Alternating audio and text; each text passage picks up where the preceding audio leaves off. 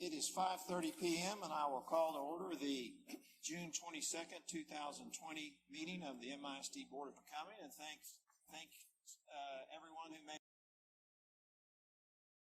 be joining us online. As is our custom, we will begin with a moment of silence, followed by a pledge to the United States and Texas flags.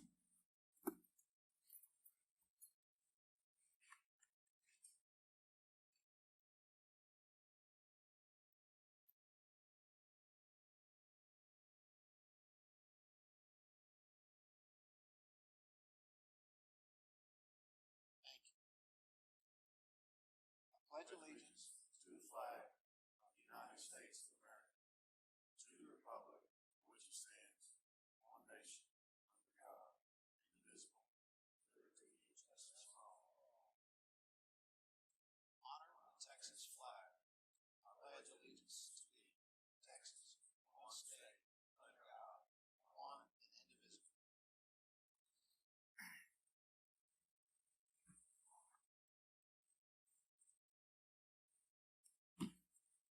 Presentations, recognition award. All right.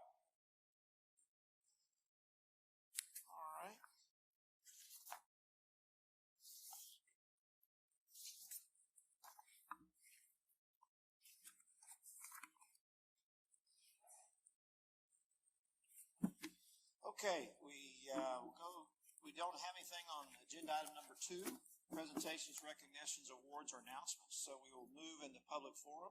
Agenda item number 3, we have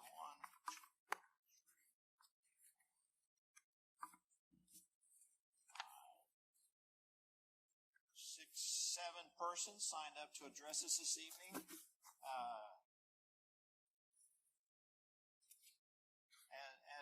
Some of you are veteran speakers, and you know that when you come to address the board, you have a 3-minute time limit, so please be mindful of that. Mr. Murray, our secretary, will keep track of that. When you hear the beeper go off, that means time is up, and we ask you to quickly wrap up. I don't think that any of the 7 speakers have identified a topic that's on the agenda for this evening, so we're limited to asking questions, if any we have, but we can't have a discussion or dialogue with us about that topic then. I've lumped the 5 regarding one topic to be the last 5 speakers, and then the first 2 seem to be standalones. So in no particular order of those 2 items. The first speaker is Matt Galindo. The topic is District 1 and 2. Mr. Galindo, welcome.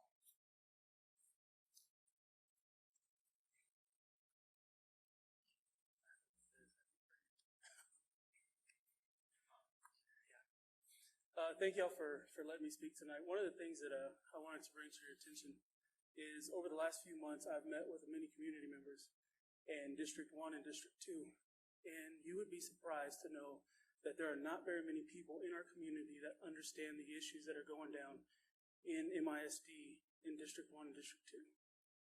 I attended one of the meetings at MLK this weekend, and just now this weekend, folks are understanding what happened with Travis. Think about when that decision was made. And these are predominant leaders in our community, in those districts. I've reached out to Mr. Marquez, and I've asked exactly what he's doing to meet up with the community and what exactly he's doing, especially for those who don't speak English. I've sent many of y'all that. Mr. Murray, you and Mr. Bishop, y'all both answered those questions, and I appreciate y'all for taking the time to do so. But it took me having to email him over and over and over and over again for him to finally have that conversation with me. But can I tell you that we talked about Russia and Saudi Arabia? And can anybody tell me what Russia and Saudi Arabia have to do with District 2? And the reason I reached out to him is because he is the only one that I'm aware of, unless any of y'all can speak Spanish, that's able to communicate with folks that do not speak English. And my question is, where are you? And where have you been? And why is it so hard to meet with y'all? Why is it that the people that you said you were going to represent have no idea what's happening? And I understand that I come up here and it may seem hateful, but please understand where I'm coming from. It's not a place of hate.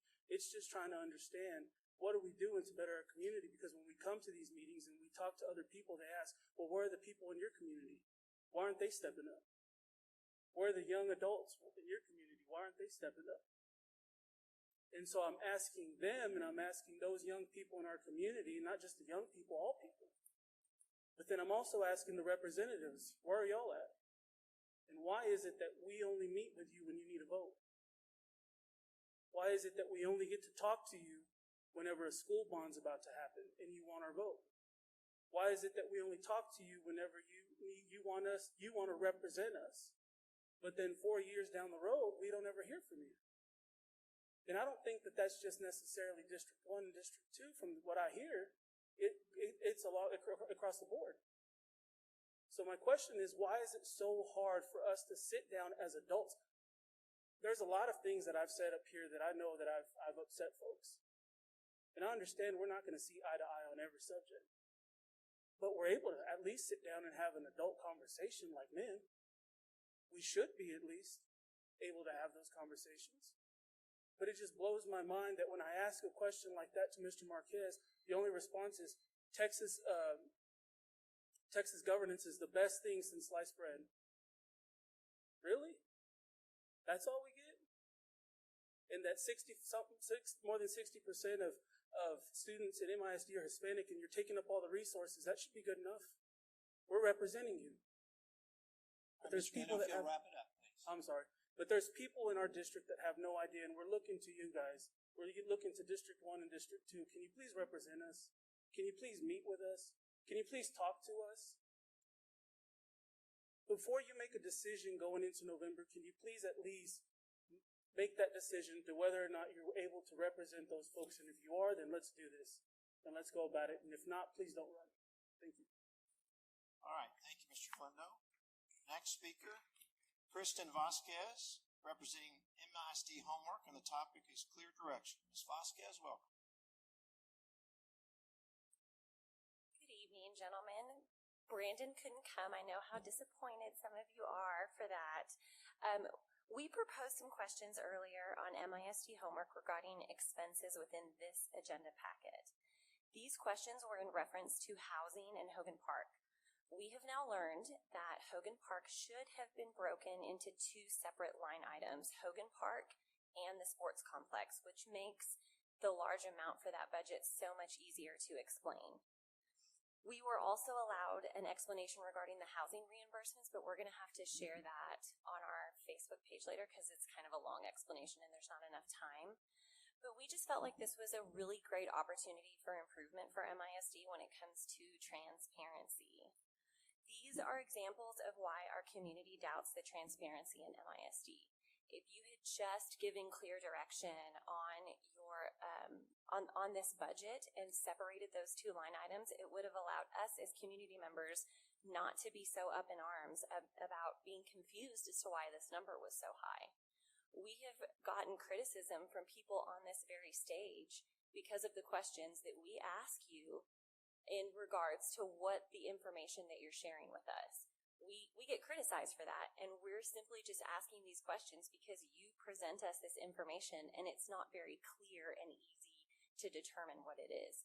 So we just feel like this is a great opportunity for you guys to, instead of use the word transparency, actually be transparent in the information that you're sharing with the community and the information that you're sharing along with the board. Lastly, I think that MISD really needs to take the opportunity to show appreciation to their staff, and I hope that the board does that by voting in a teacher pay raise. We at MISD Homework are currently running a summer contest to give away 5 $1,000 cash prizes to teachers so that they can supply some of their classroom needs. And we are reading emails every single day from parents and even from students that are just singing the praises of the teachers that you guys have in your district.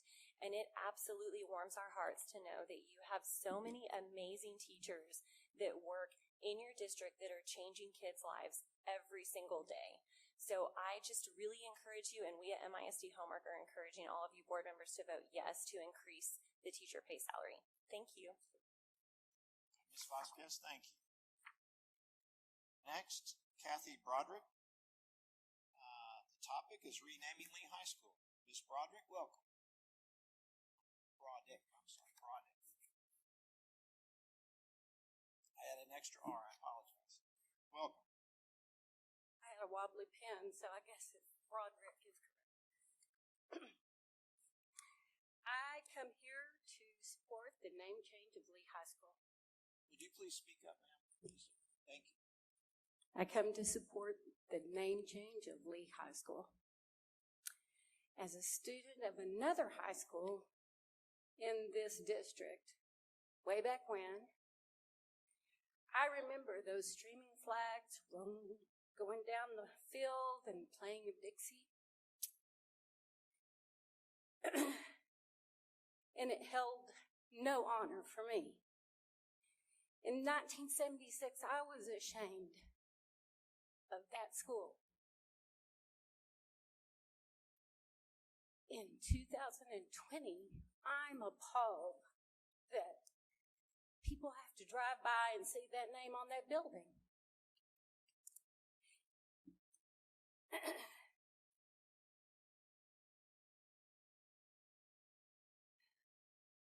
That name was created by our forefathers because of structural racism. They normalized their biases in naming the school, and we continue to silently let that happen for 50-something years now. I'd like to read you something from the book called White Fragility. We cannot understand modern forms of racism if we cannot and will not explore patterns of group behavior and their effects on individuals. The racial status quo is comfortable for white people, and we will not move forward in race relations if we remain comfortable. Is it possible that because I'm white, there are some racial dynamics that I can't see? That's what I want y'all to ask yourself. Am I willing to consider that possibility? And if I'm not willing to consider that possibility, then why not? This is how I see Midland. They don't want to talk about this issue because it makes them uncomfortable, it makes them guilty, and then it makes them angry about some long-held practices. As I walked by the Lee campus on Butternut on MLK Day in our march, it was pretty ironic. I was walking by that sign on a march to honor Dr. King, and I thought I'm in the midst of a very diverse precinct looking at this name, and it symbolizes to me that white people perceive the heritage of black people as less worthy. No one should feel like that. And that is a public entity, you, making them feel that way. I encourage each of you and the other members of this board to rename Robert Lee High School. I'm not going to suggest a name. I'm not a lifelong Midlander. I think a group of people could come up with something quite appropriate. Thank you.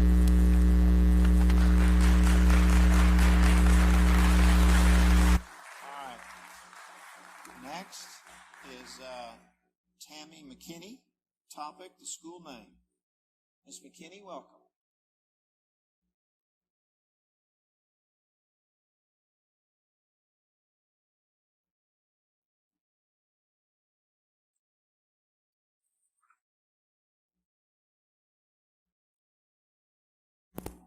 Well, I'm here about the topic, rebels. I know one of you are from Crane here. I'm not wanting it changed. If you look, I'm an Indian, and I'm Jewish, and I'm Spanish, and we've had to go through a lot. Would you speak up? Ms. Yes, sir. Thank you. I was an Aryan brave. Should that offend me? When my family was Native Indian and a Crane, my mother was the first one in Crane, Texas. Do you think she went through a lot? Yes, sir. She did. Do we go through a lot? Yes, we do. If you take off names and you take off things, there goes history. My husband's family's been here since the 1700s. My father-in-law is 92. That name has been here a long time. They have graduated from that. What has that hurt us? That name has not hurt us.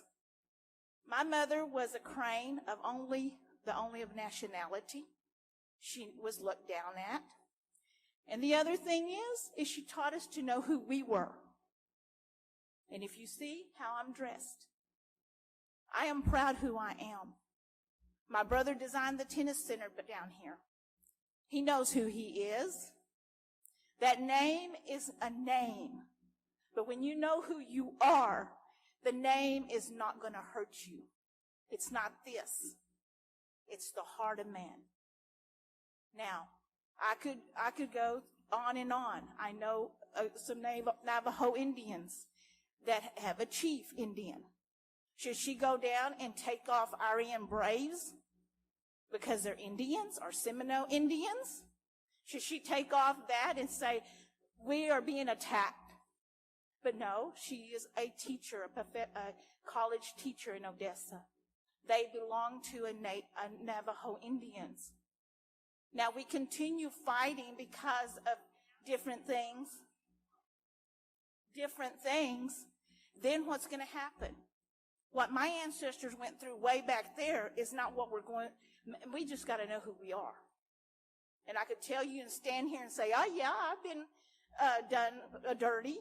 But you know what? Two wrongs don't make it right. So you want to tear the name down? Is the name bothering you? Then you have an issue with yourself. Now, what happened in history back there, we need as Midlanders to change it and to say that's gone and do better. And that's what my mother taught me. Just think of your own self being your own nationality in a town. Crane. Should she go tear down the Crane name?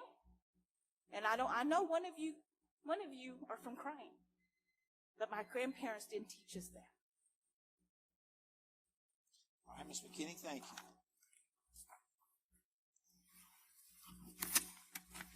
All right. Next, Courtney Ratliff. Topic, renaming of Lehigh School. Mr. Ratliff, welcome.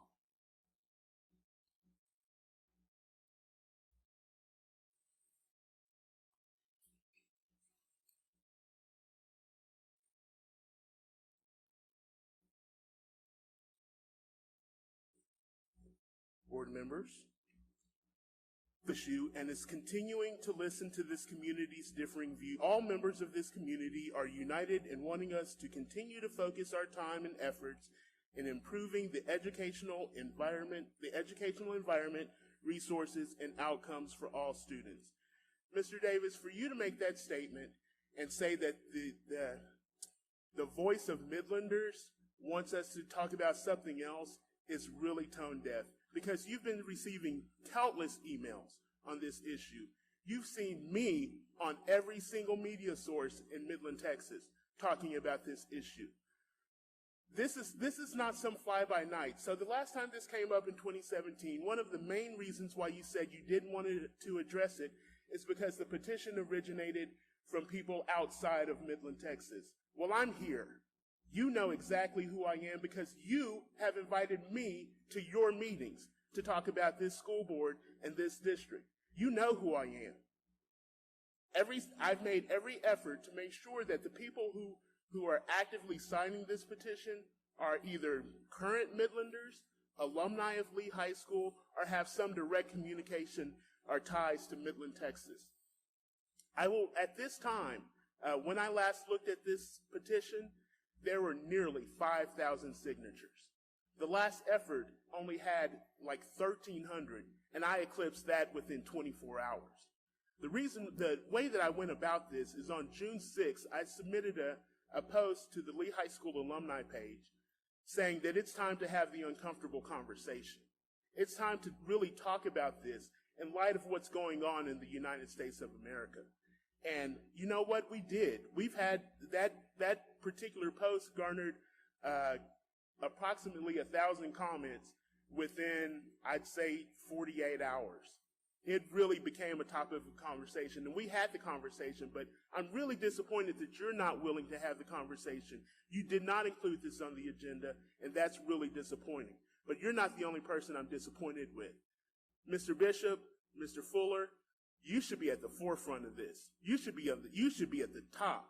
You should be saying, no, this isn't right, and you know exactly why it's not. This is not right. To have that school named Robert E. Lee High School.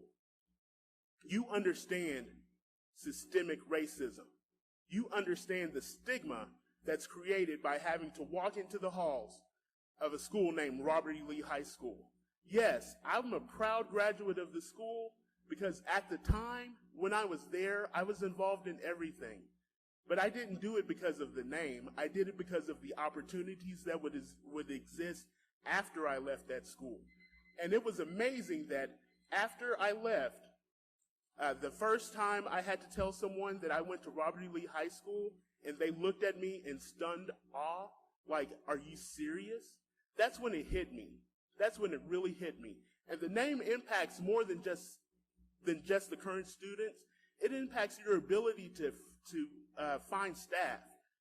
Mr. Riddick, you would understand when you first look at a job here at Midland Independent School District, that's a factor. Seeing that name as being one of the schools and nothing's been done with it in 59 years, that's a factor. It's time to fix this right now. And if you guys didn't want to listen to me on a local level, you're about to hear this on a national level because it's time. I'm past being nice about this whole situation. So maybe we need a new chief of communication because we're about to have some serious conversations starting right now. Thank you. All right, Mr. Ratliff, thank you. Next speaker, Dr. Charles, Buckner, or what? Buchanan? I'm sorry, I couldn't read. Dr. Charles Buchanan. Dr. Buchanan, welcome. The topic is renaming Lee High School.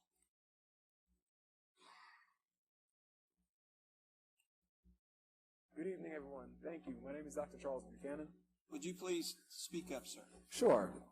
Good evening, everyone. My name is Dr. Charles Buchanan. Thank you for having me and creating a space for listening to happen and hopefully where further greatness for our community can stem. As a clinician, I can appreciate the importance of history and how impactful it is in creating the culture that we are accustomed to. It is all we know. It seems to have been working well, and all the best intentions were at heart. Let's think hand washing, gloves, and even anesthesia. While good may be good enough, we can't forget that we can always grow and push ourselves to be at the forefront of the field.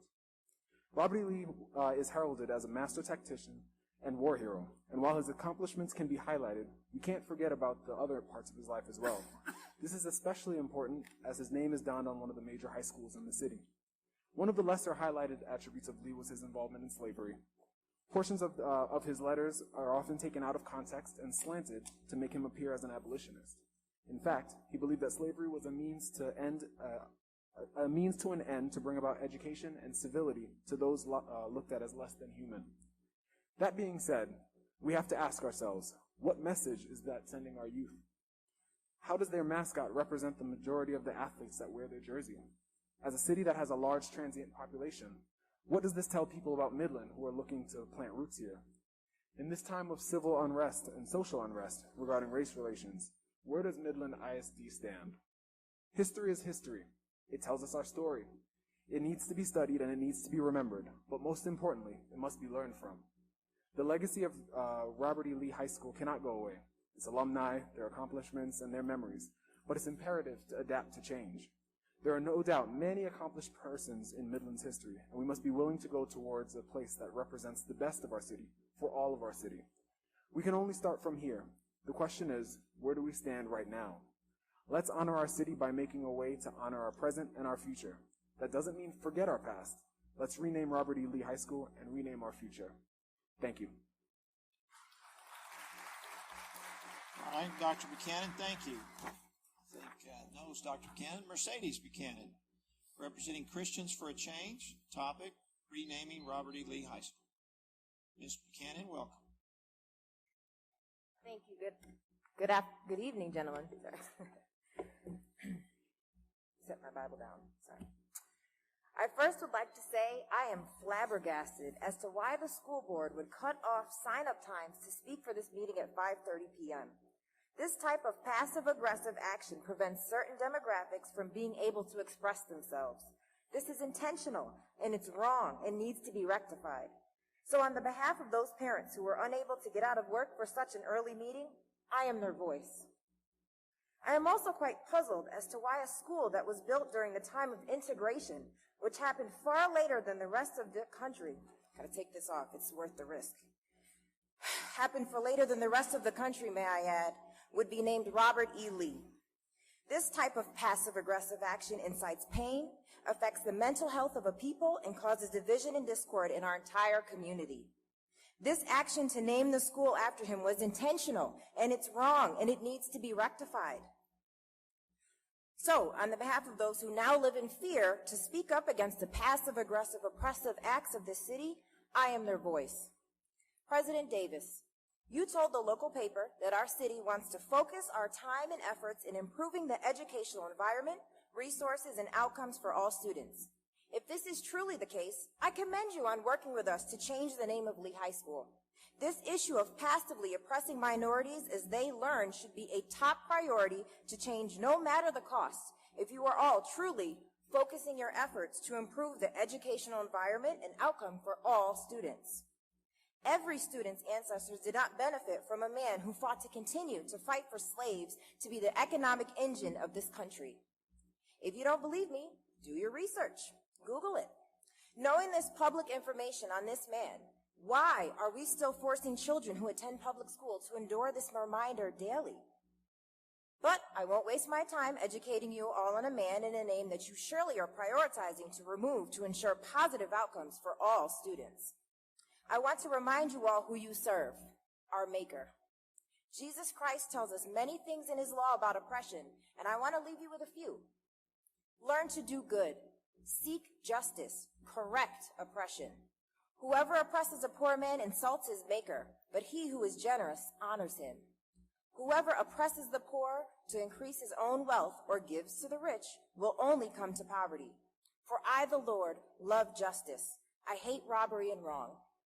Thousands of people here in Midland of all races are telling you via petition that this name has got to go.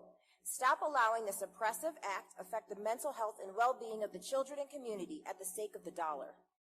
Remove the name or each and every one of you are a part of this problem. And remember, Christ is with us and he is watching, even in this moment. Be on the right side of history. Be bold, for we have nothing or no one to fear but the Lord. Thank you and God bless you. Thank you, Ms. Buchanan.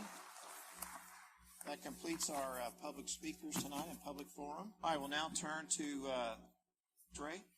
The information is on page 8 of the meeting packet. Mr. Dodds, welcome. Thank you, Board President Mr. Davis, Board of Trustees, Superintendent Mr. Riddick. Welcome to the public hearing for the 2021 budget and tax rate. And let me stop you. It's now 5:59 p.m. for the record. Thank you. Go ahead. All right, thanks. It's fun. It's glad to actually be in person to do this. For those who have not seen me other than on the camera, my name is Darrell Dodds, Chief Financial Officer on this budget. Is Woodrow Bailey, Chief of Human Capital Management, Carla Martin, Executive Director of Financial Services, and Tony Kingman, Director of Budget. As we have the mission statement, as always, in our public hearing. We'll move on to our 1920 Superintendent and Board priorities. And thank you for what you did in the 1920 budget. We were able to increase teacher salaries, increase minimum support staff salaries. We were also, additional teachers were added, along with buses. We were able to can't speak different. I'll just go on different. I'm not going to say that word again. The compensation for teachers, and also additional salaries for increases to principals and counselors, and additional salaries for other staff.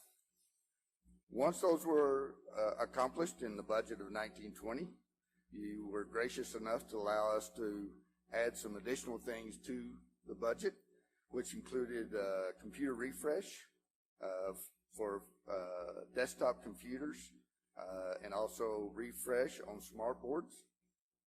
We started the Young Women's Leadership Academy Phase 2, also improved the campus office and conference phone upgrade. A big thing was RO systems, and we started that project in 14 of our elementary campuses.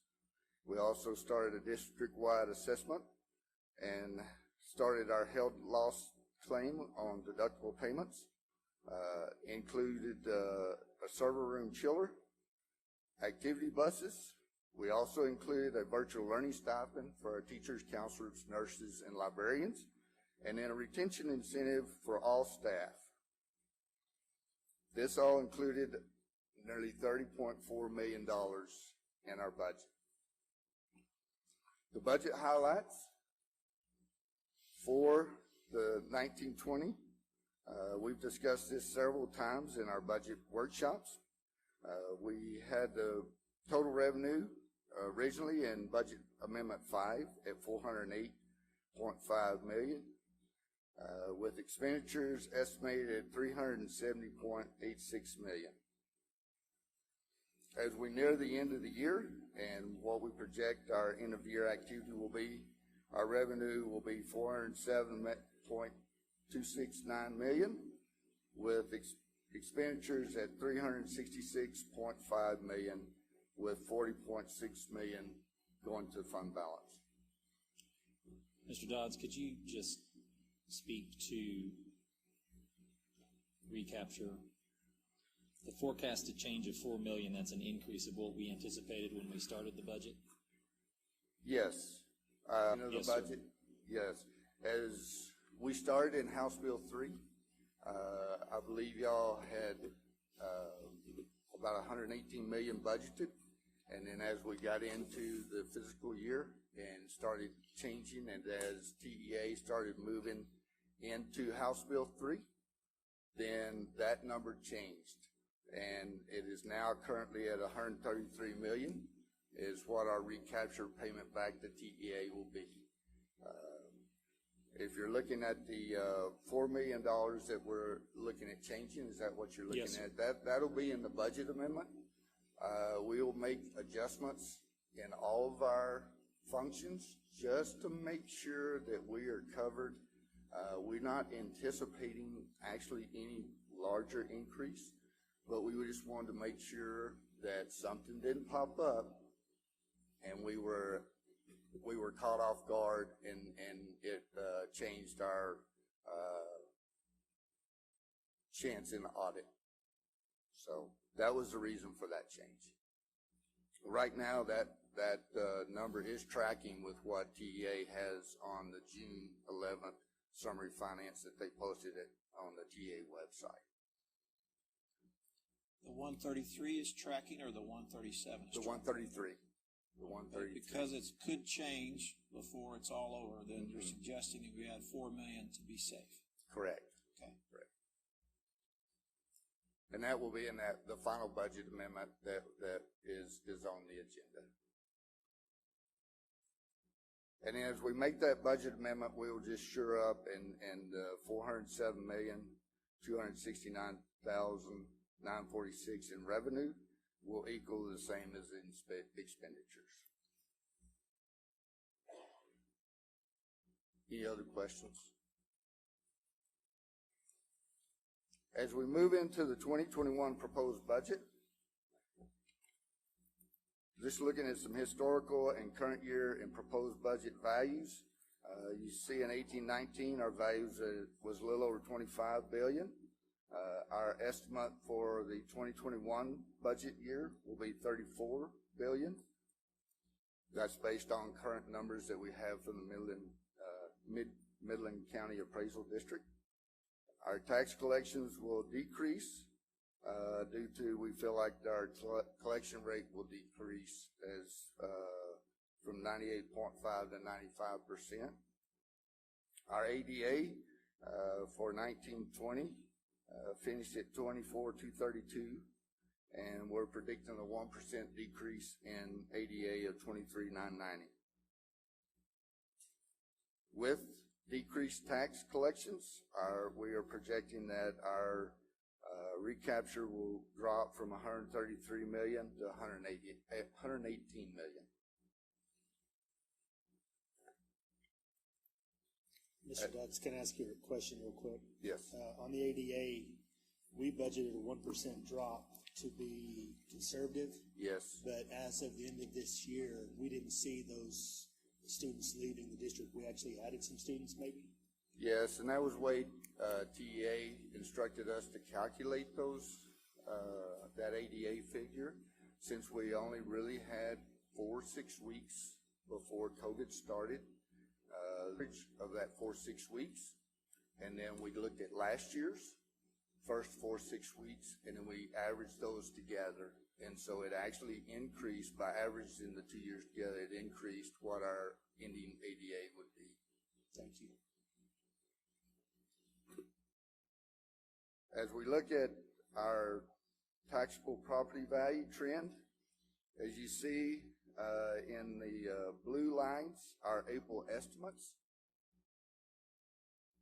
and that was what I quoted before, the 34 billion, excuse me. I came from a smaller district. These numbers are quite larger, but,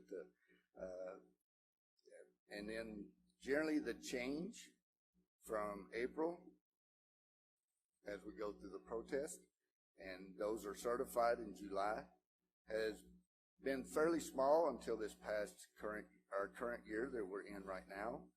I don't predict a big change as we move to get our July certified values. And then relatively to that is our October tax certification. Also stays around the same as what our July certification will be. As we look at tax rates, currently we're at $1.05 total. M&O is at 97 cents, and INS rate is at 8 cents. We were looking at under House Bill 3, there's compression that happens from 1920 to 2021, and we're estimating that compression rate to be at 95.64 cents with an 8 cents INS rate for a total of 103.64. Mr. Dodds or Yes. Mr. Riddick, do we anticipate any relief from the state given the economic climate? I mean, with the legislature coming in January, is there any idea of a freeze or a back off? Have those discussions been happening? So those discussions are happening at the legislature in regards to budgets being reduced by 5% for departments around the state. And so the legislature, I'm sure, is taking that into consideration for what 21-22 could look like. There's nothing that's coming forward as of any calculated change that could happen in the 2021 school year. But we budgeted a conservative budget in the light that if something did occur or happen, how we might be able to pivot and address that immediately.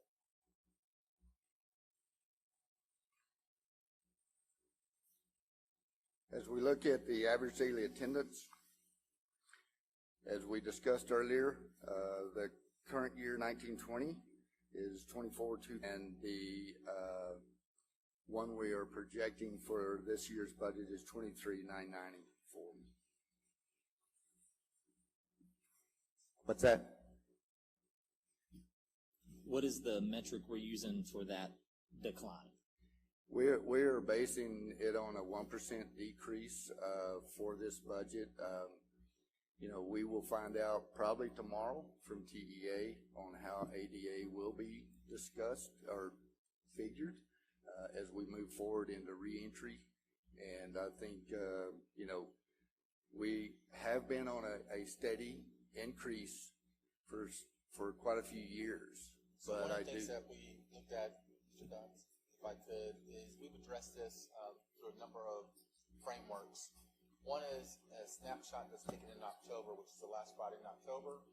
to know the total number of kids that you have in the district. There's a cutoff for everybody in the state. It's at that point that you will have what are the most numbers. That's not where the agency pays you. The agency pays you at the end of the school year to let all that filter and fall through, and then come in May, say, okay, what's your student enrollment at this time? There's not a point in time that I've seen within districts that at that moment of time in October, your number continues to climb. It's at that point in time that your number starts to tail off. Although that number's higher than the previous year, it does tail off. And so with that, we built a budget that had a number of frameworks that said, what if there was a 1% increase, a flat, we did not see any movement, a 1% decrease, a 2% decrease.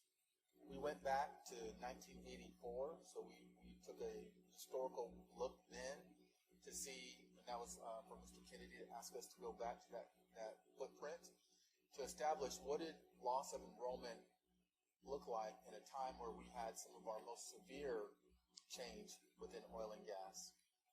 During that time, those percentages were, you have that, Mr. Dodds? They, for the most part, most of the decreases are that we might have in those areas were around 1 to 2%. I believe. Let me jump in just real quickly.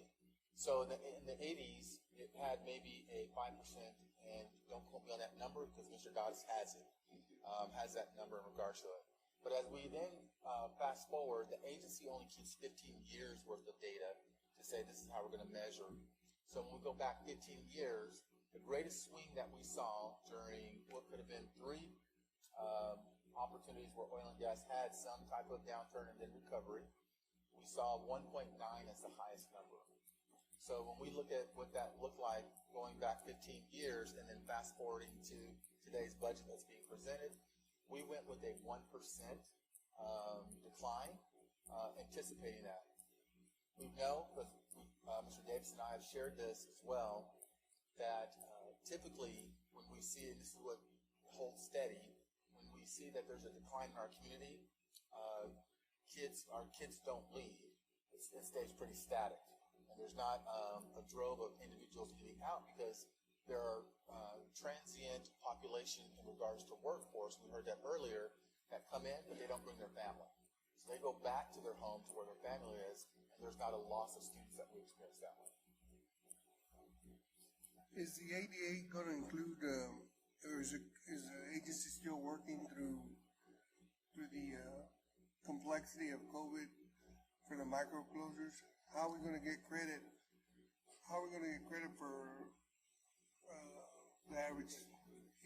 Thank you, if sir. you're constantly having the closure in and out through the year.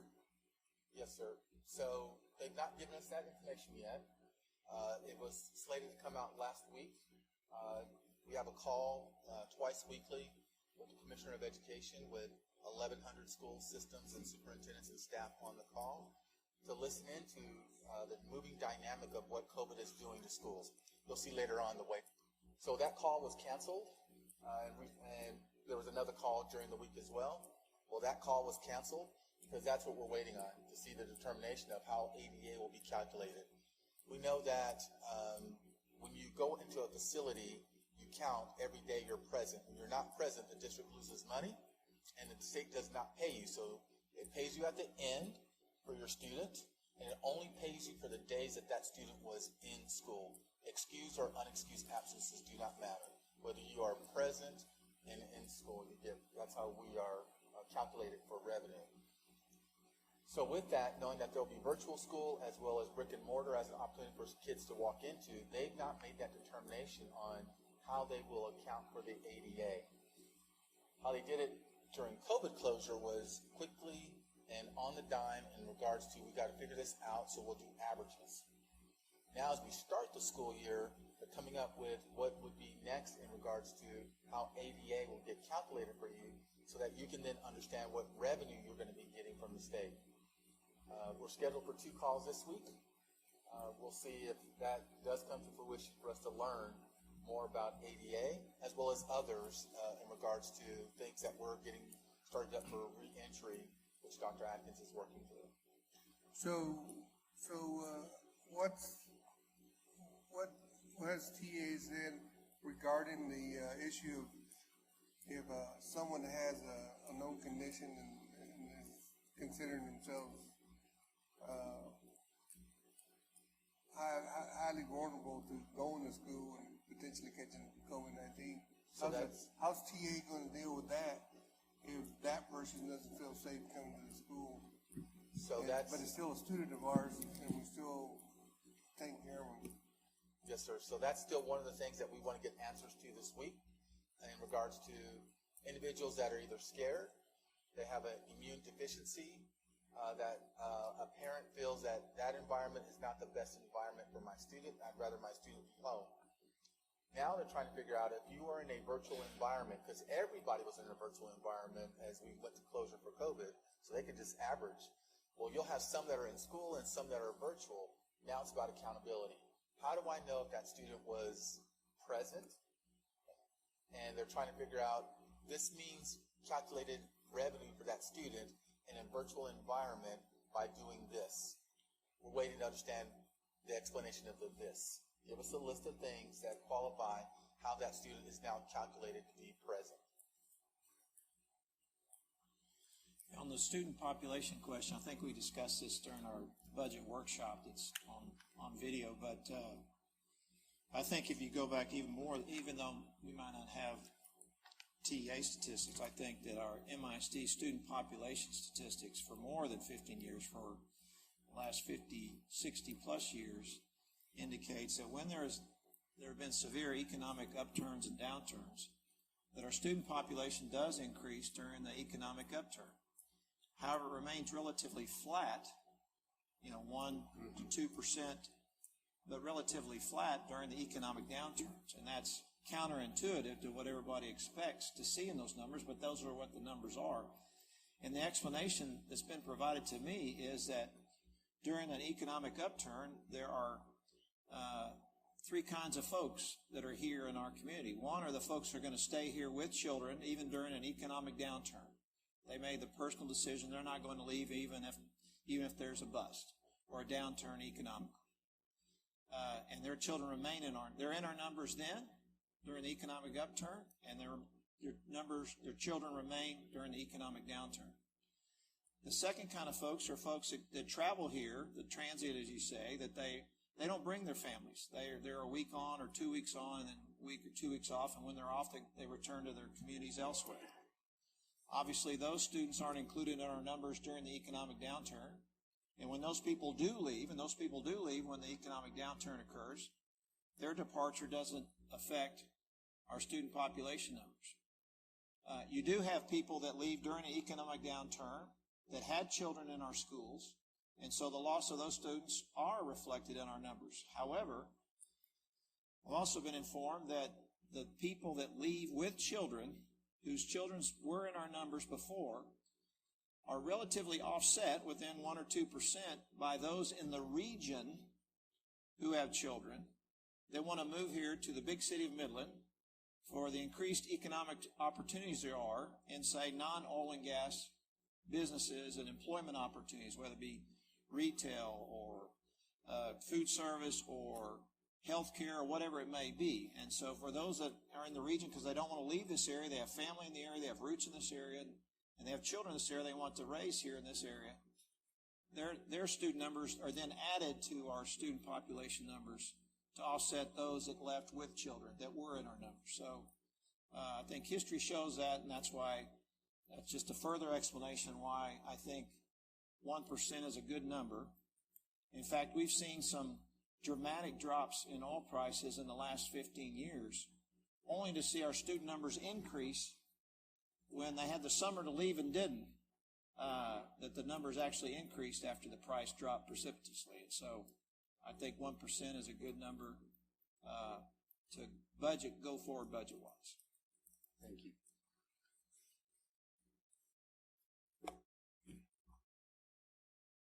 As we move on to what MISD has paid in recapture and will pay for the estimate for 2021, you'll see as our values have grown, so has the amount we have paid in recapture.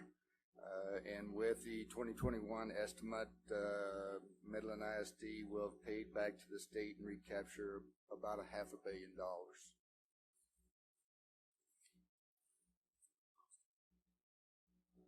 I know you do. I know you do.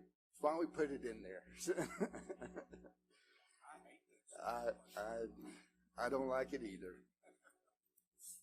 As we talk about our general fund revenues, our two major sources is our ad valorem taxes, which is about 78% of our total revenue, along with state revenue at about 19%.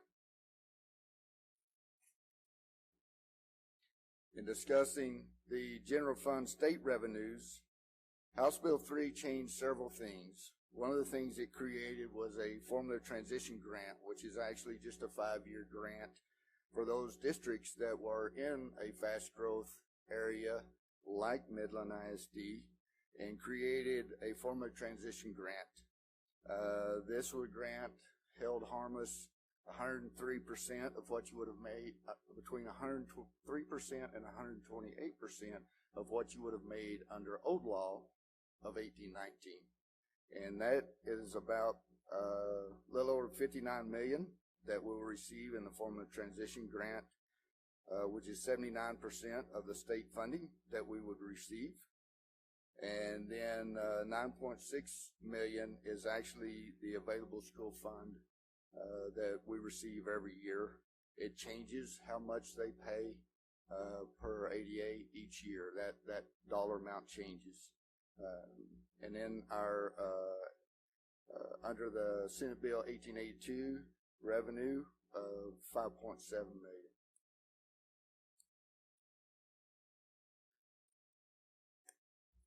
Is it still, the state revenue, is it still formulated that, I'll bring it up because the public, I think it's a good thing for the public to know that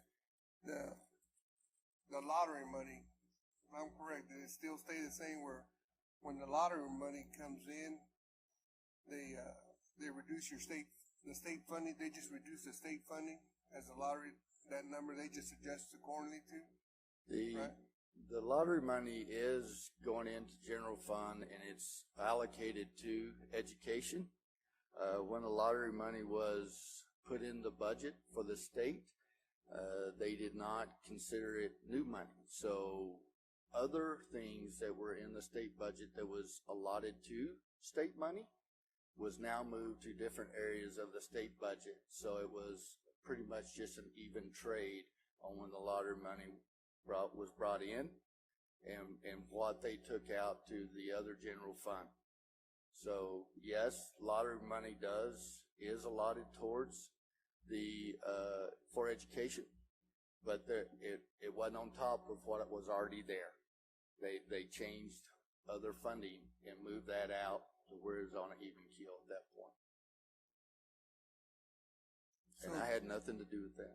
No, I was just asking because there was want to make sure that the transition to the new law was the change in that. So basically giving whatever money they said they were going to give you, it's there's no change in it because they take the money and give it to education, and if it's shortfall, they add a little bit. If there's a windfall, they just shorten the part that they were going to give you. Yeah, I understand. Very close. Yes, pretty much like that. Okay. Any other questions? So that means we should be focusing on the rainy day fund. What's the ramifications of telling people that this lottery process was part of the rainy day fund and will subsequently help education? Is that misleading? I don't want to get into the state budget. I didn't formulate that, but you know, as we look at what the state does with their budget, you know, they take in revenues just like the school district and pay out expenditures. Anytime that there's additional revenue, then that goes into the rainy day fund. That, you know, is estimated by the comptroller each year. And, you know, as the economy was good, they were putting more and more money into the rainy day fund. I do think that, you know, that may be something that they look at in this next legislative session as changes come along. Hopefully our economy will one day kick back off to where they can start adding to the rainy day fund. But in the past, they have been able to use rainy day funds to their shortfall of the state budget. Now, what percentage goes to education, I'm not sure on that. Did that kind of sort of answer your question?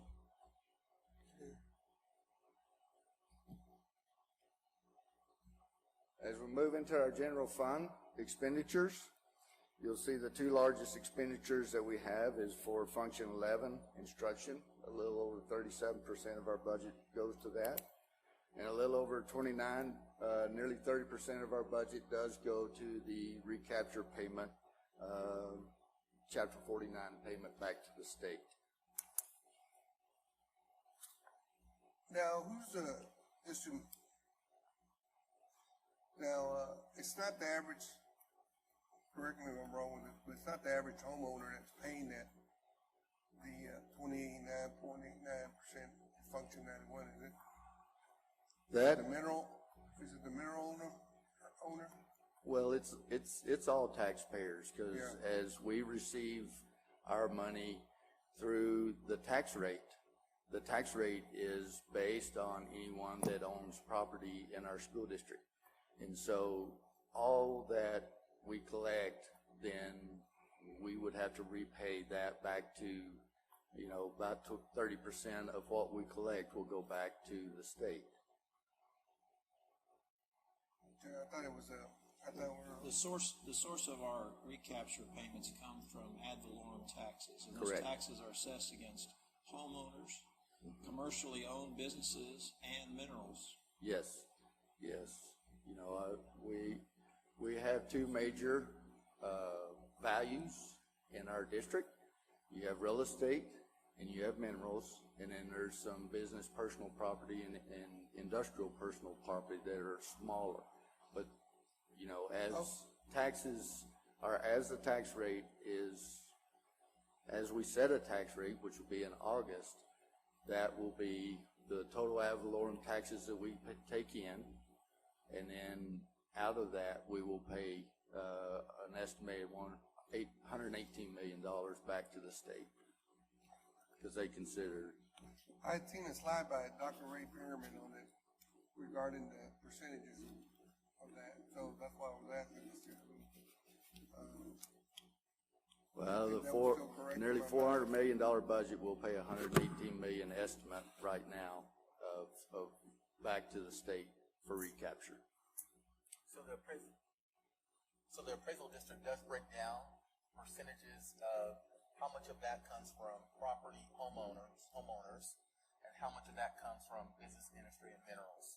So they do have a breakdown around those. Yeah, and that was set by the state, correct? Yes. But the percentage was the amount that is figured is based off a formula that is set by the state. Yes. Yeah. Okay. Well, I wanted to publicly know that portion we don't set. We don't just do it on our own accord. No. So, okay. Thank you.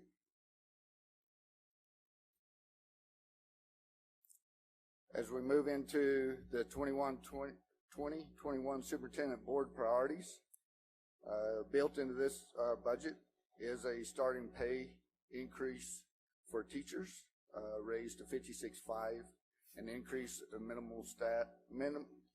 in minimal support staff to $12 an hour plus a 3% increase, and then several other differential pay scales and innovative compensation and retention incentives for the staff. We are looking at student and teacher technology incentives, increasing or replacing some of our older buses. We did go ahead and add an additional budget item for COVID-19. Additional security cameras and access points for safety, PA and intercom upgrades for secondary schools, an RO system, since we're doing elementaries, for all secondary campuses is built in this budget, and then some turf for different fields, along with upgrading lighting and 4-lane track, along with additional band and orchestra instruments, some racks for elementary campuses for equipment. Before you leave that page, Mr. Dodds, this may be a question for Mr. Bailey or Mr. Riddick. I'm glad we're making teacher pay a priority. When we change the base teacher salary, that increases the scale. We are seeing that every teacher will see the benefit of us raising that at step 0. Yes, sir, Trustee Trischetti, absolutely, and thank you for bringing this. An average $3,000 throughout the entire salary schedule for all teachers. So yes, when you bring up the 56.5, it does affect all teachers throughout the plan.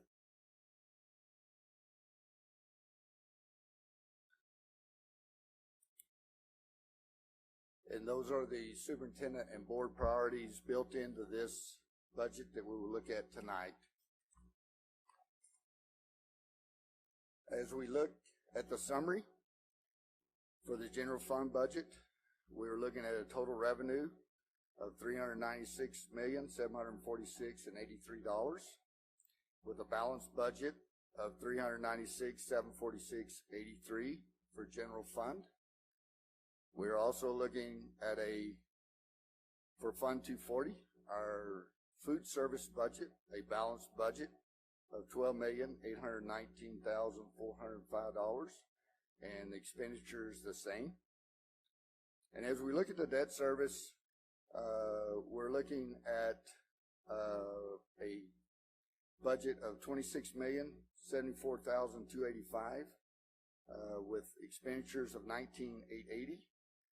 We're showing that it would be a $6 million increase to fund balance, but after some discussions and we'll be talking about bond refunding tonight to refund and refinance and save the district and taxpayers on interest, probably paying down around $4 million of that towards that bond refunding, since that was just brought up today, and we were looking at that, which will actually increase the savings on those bond refunds. So that is something that we're probably going to do on that. Is there any questions on the budget hearing for the proposed budgets?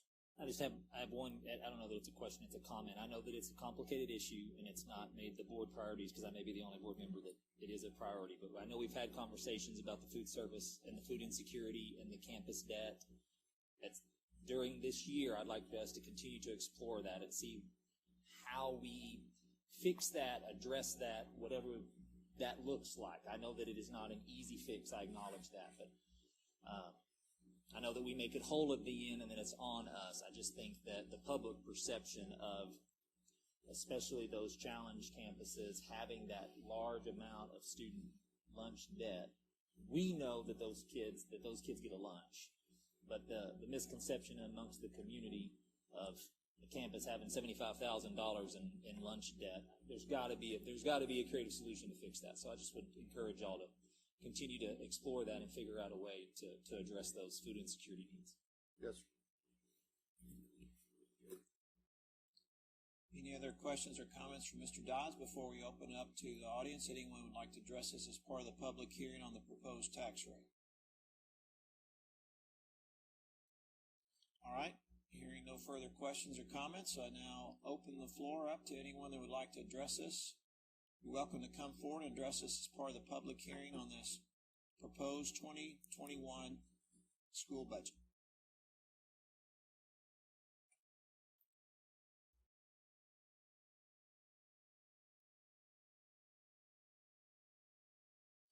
All right, I don't see anyone coming forward, so we will conclude the public hearing at 6:35 p.m. We will be voting on the proposed budget as part of our action items. Thank you all. All right, next we'll turn to agenda item number 5 and its component parts, the consent agenda. 5A is board meeting minutes on page 26 of the meeting packet. 5B, monthly financials, page 33. 5C, monthly expenditures, page 45. 5D, monthly investment report, page 58. 5E, personnel appointments, page 65. 5F, 2021 compensation manual, page 75. Notice of competitive seal proposal, RO systems for elementary and secondary schools, page 120. CSP number 19-1375-49, addendum 2. Roof repairs and roof replacement, various facilities for 2020, page 121. RFP number 19-21, kitchen repairs rebid, page 137. 5J, 2021 contracts over $100,000, page 140. 5K, 2019-20 final budget amendment, page 144. And 5L, resolution approving agreement for bond counsel services, page 148. Board members, are there any items on the consent agenda that need to be pulled for any reason? I will tell you that I'm pulling agenda item 5J, 2021 contracts over $100,000 for further discussion. Mr. Davis, can we pull F? 5F, 2021 compensation manual. I heard Mr. Trischetti and Mr. Bishop both ask for that one. Any others?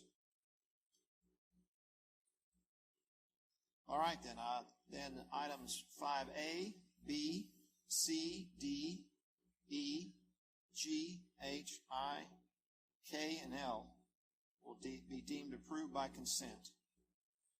Taking them up in the alphabetical order, 5F, 2021 compensation manual, page 75 of the meeting packet. Mr. Bailey, if you'll come forward. Mr. Trischetti, Mr. Bishop, y'all have the floor.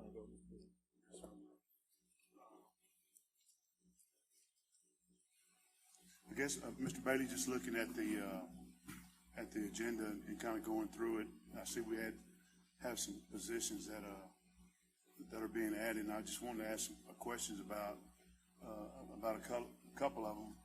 One is the collegiate coach, and then would you reference the page number if anyone's following the meeting packet? Okay, you see the page number. Let me see. That'd be AP6, collegiate coach. Sir? AP6, is that the reference number for that? Yes, sir. Okay. I can go with the other ones, or you can just go as we call them off, whichever's easier for you. Okay.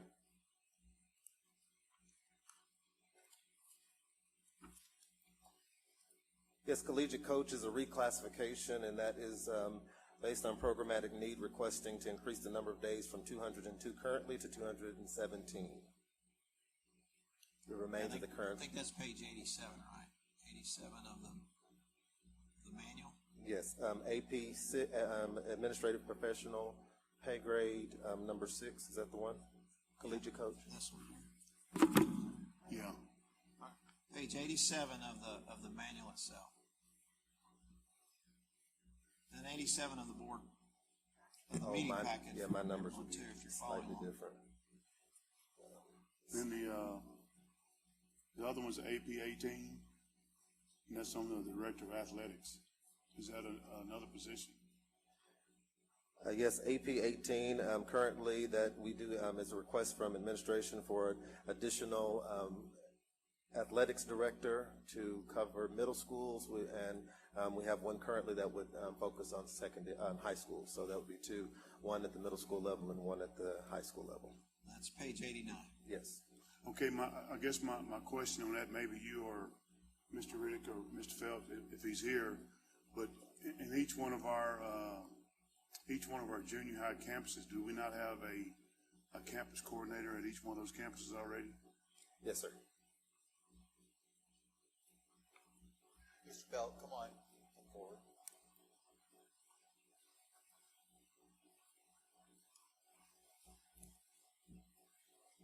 Thank you, Mr. Bishop. Yes, we do. We've got a junior high coordinator at all of the junior highs. What we're trying to do with this new position is put in a person that oversees all of our junior highs, from scheduling to coaching hires, both on the boys and girls side, where it's department oriented instead of school oriented. So we're trying to have one athletic director that is over middle schools and another athletic director that is over secondary schools. So are we going to do away with the campus coordinators if this position is approved? No, sir, because there's still a need for campus coordinators to do campus business throughout the day, and they will report to the junior high coordinator. Then the other one I had was on the academic dean, AP 17. AP 17 is also, the academic dean is a reclassification request to increase the number of days from 217 to 226. So just an increase in the number of days? Yes, sir. And that's page 89. Yes. Right. Okay.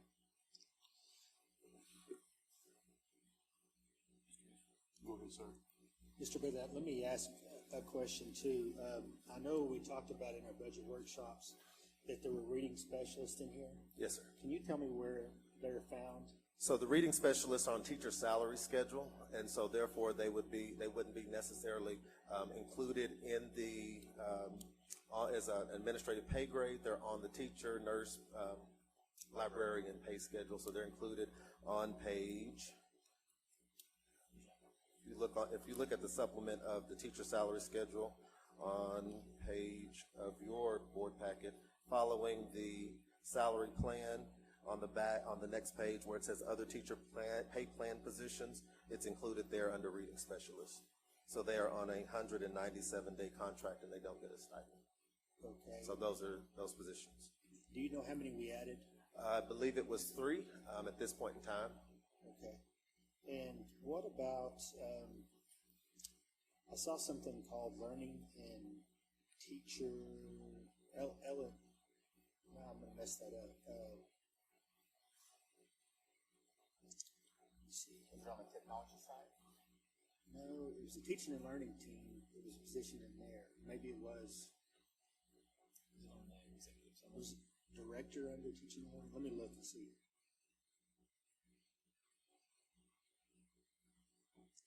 This is in the summary. Specialist, teaching and learning network. Network specialist, yes. Those were 2 positions that were requested from the teaching and learning division to support the networks that are clustered by campus. So we have 4 executive directors, and each one of them are responsible for about 9 campuses. And within those campuses, there are turnaround campuses and also campuses that are focused instruction, and so maybe struggling campuses, so they needed data support. And there are 2 there were 4 requested and 2 approved. Okay. And then in one of the workshops we talked about, Mr. Riggs made mention about and I don't know the terminology, a specialist computer person to help Mr. Lloyd, like in this past year when we went all online, he was the only one helping teachers. How many of those positions are we adding in the budget? So there are, I believe, 5 positions. And Mr. Lloyd, there was a slide that I did for the new positions. Keep going right there. Keep going one more. So technology requested 8 positions, and so there were 8 positions that were approved. Some of them are, I know in the previous board workshop, someone mentioned another Michael Lloyd. We don't need another Michael Lloyd, but someone comparable to his position. We don't need that, for sure. Yeah, be careful. We don't need. So with that, it was individuals that could help on the learning side, getting teachers accustomed to platforms that we are introducing, as well as on the technical side, which is behind the scenes and the networking. So those positions are matched around that. So it'd be team members that would answer up to Mike Lloyd to push out what learning could look like. That number, I believe, maybe 3. So there were 3, and I believe 5 others directly involved with the one-to-one technology initiatives that we're looking at across the district. Okay. And I appreciate that. I don't have another question, but I want to make a comment. And you would expect this from me. I'm all about us spending money on campuses and putting the focus on the buildings and what we go on there and being very careful about what we do at central office. And it's not because I don't trust people, right, but I just know where the learning happens and what's going on there. So in your opinion, are we making the right choices on where we're spending dollars to make the most for student outcomes? I would say that Mr. Riddick definitely has a hard vetting process, and it starts in February when we start asking for those proposals. We basically whittle it down to those that are high need and justified. It goes through a salary committee as well. We review job descriptions to make sure that these jobs are not, and the requested new positions are not included in other jobs that are currently in the district. So it's about a 3 or 4 month process. I will just venture to say that we are comparable to other school districts, and we are definitely within range when we review all the data across the state. TASB, the Texas Association of School Boards, releases a report annually that compares all districts of various sizes and by region, and we definitely fall within that margin there, 2%, 3% in central office, and we are focusing all the support back to the campus as well. That is a major focus, and that's something that we talked about as we've gone through these meetings with each and every executive director before we even present it to Mr. Riddick for final approval. And I appreciate that, and I'm glad you said all that for me to say. Sometimes we forget about what the work is going on at central office, and they do a vital piece of support. And so thank you to all those people, because there are some departments that are very under a lot of stress to get things out and undermanned because of leadership. Absolutely. Thank you, sir. Thank you. I guess, go ahead. Well, one other thing I was going to ask about, is it just increased days on the C3 for the liaison and student services, or is that another person? Another position. C3 is a student services liaison. That is a new position in the student services department. As you know, that we have moved to apply Midland online registration as well as all of the foot traffic that comes through that department. And this position specifically addresses those two high need areas. Okay, because right now we just have, would that one person or? There was not even a person. There was basically clerical support, but no one really focused in on that area. Okay, so those jobs have been redistributed. Okay, because I was trying to remember the young lady's name that does the liaison, or not liaison, but in between for the Burmese. Right. So that's in the EL department, but this is actually in student services. And if you've ever been on the 4th floor during registration time, I mean, it's wall to wall with parents, and so someone that can assist in that area. Good. Thank you. So the one you're referencing is a language liaison to help with our Burmese families and transitioning out almost as a parent contact as a social worker to resources we have. We have that for Spanish. We have that for Burmese. These are to help and assist with unified enrollment, so parents are aware of the resources available in the district. With Apply Midland, again, through choice with parents who are knowledgeable, but also those who need information. This person is a liaison to assist with that information. We've seen across the board that is an area that we need to accelerate information to our community members about what's available and what's out there that meets the need of their student. I would say that on the technology side, I mean, we've gained so much knowledge, I think, here recently with the COVID. And I would just ask the district to keep on pressing forward, do not look back. We need the people to run the network. We need the people to help out with all the different other software packages or devices that we're giving students that are having connection issues. And so I would encourage the district to really innovate and keep moving forward. And you got my full support on it because it's highly needed. It is highly needed. In today's world, this district needs to move forward in a very technological way. And any advances we've made, we need to just keep on pressing on it because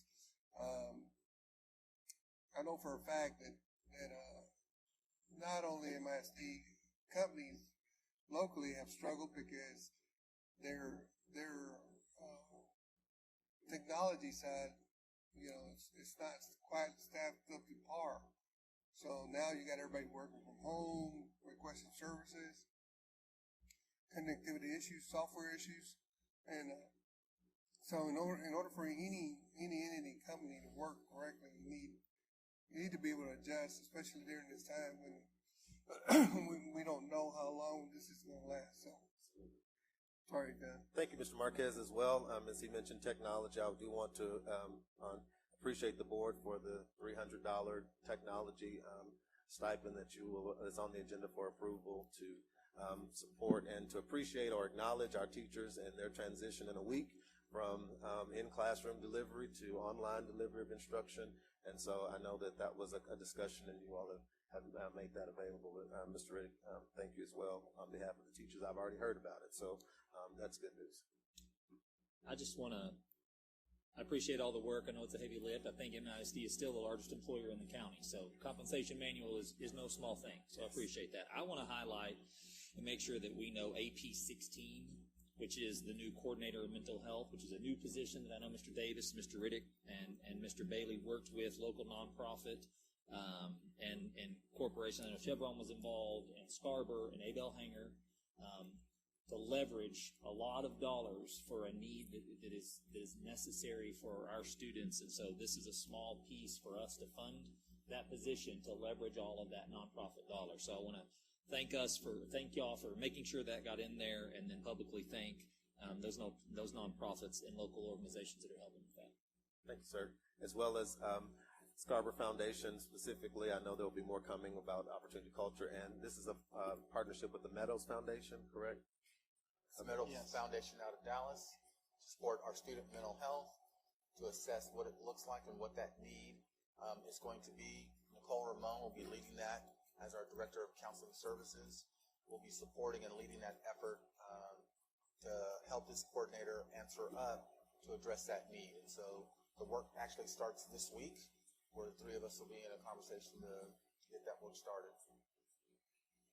Is this, Mr. Bailey, is this slide in our packet? No, it's not. It's just this was a part of the board workshop when we presented during the board workshop, yes. I just want to make sure I didn't miss it. Yes. It's a good slide. Yes. Can you send it? I will. Thank I you. will definitely send it again.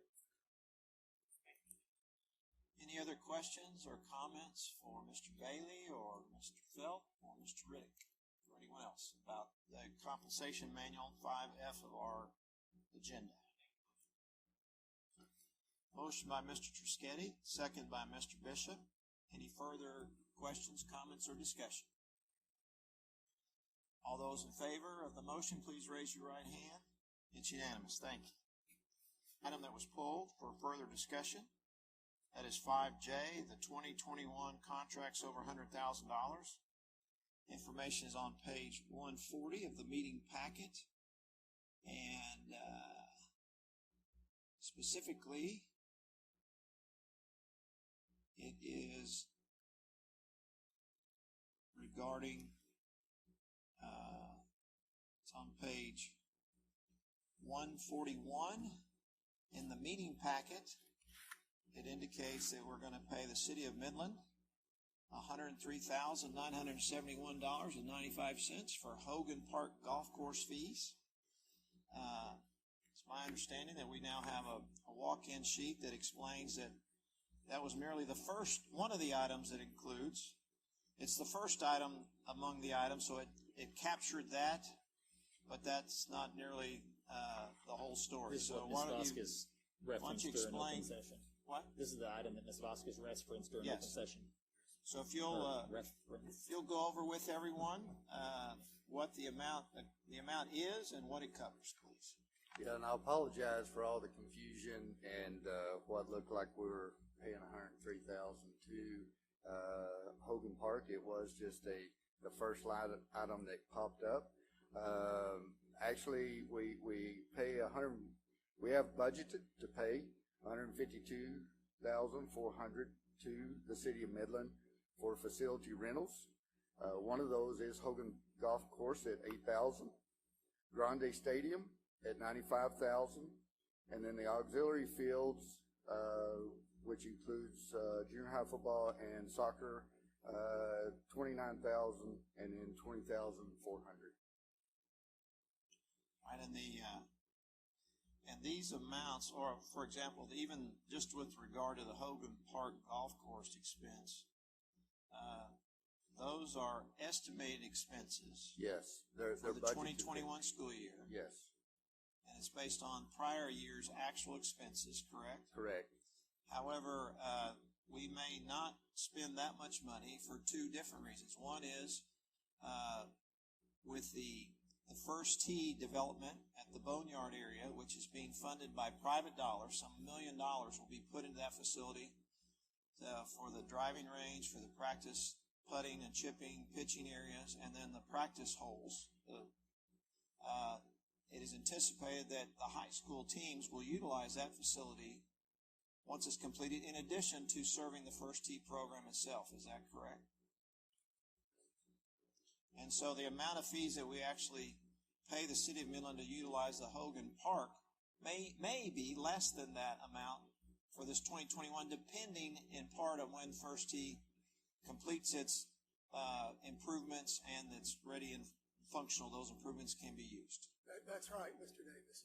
And right now, our golf team, the Midland High golf team, they practice at Hogan Park, and they also practice at Rangeland Hills. It varies the number of days that they practice at each. On a normal week, they'll practice Monday and Tuesday at Rangeland Hills for no cost. We own it.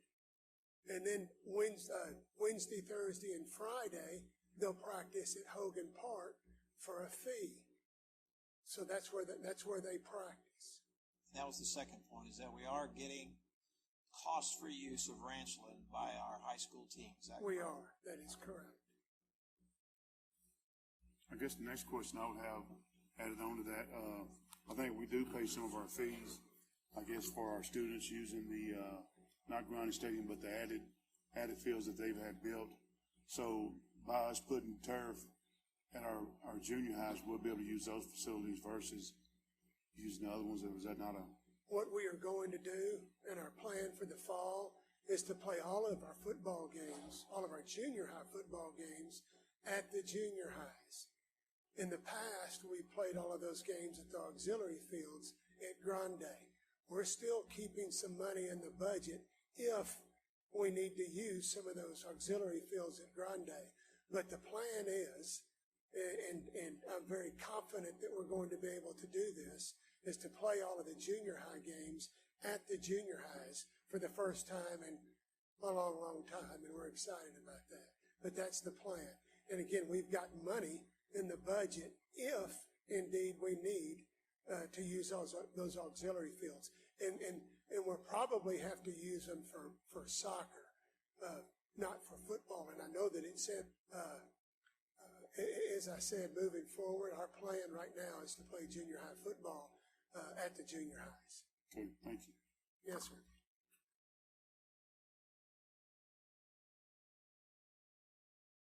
Questions or comments? Yes, sir. I have a question for Mr. Bailey. Thank you. So the contract services we use for substitute teachers. Yes, sir. That is a large number. Yes. I am under the assumption that most of that, though, is because we're paying the salaries and then they are doing the distribution. Would you just talk through that breakdown of the $6 million? Absolutely, and that is an estimate. It is not, it's based on this year, and of course that includes the funds that are budgeted toward vacant positions on the personnel side. So and a vacant position is more expensive. Well, a vacancy is more expensive, yes. Yes. So there's a cost savings there, but this is just the estimated amount that we project to spend towards ESS for this year.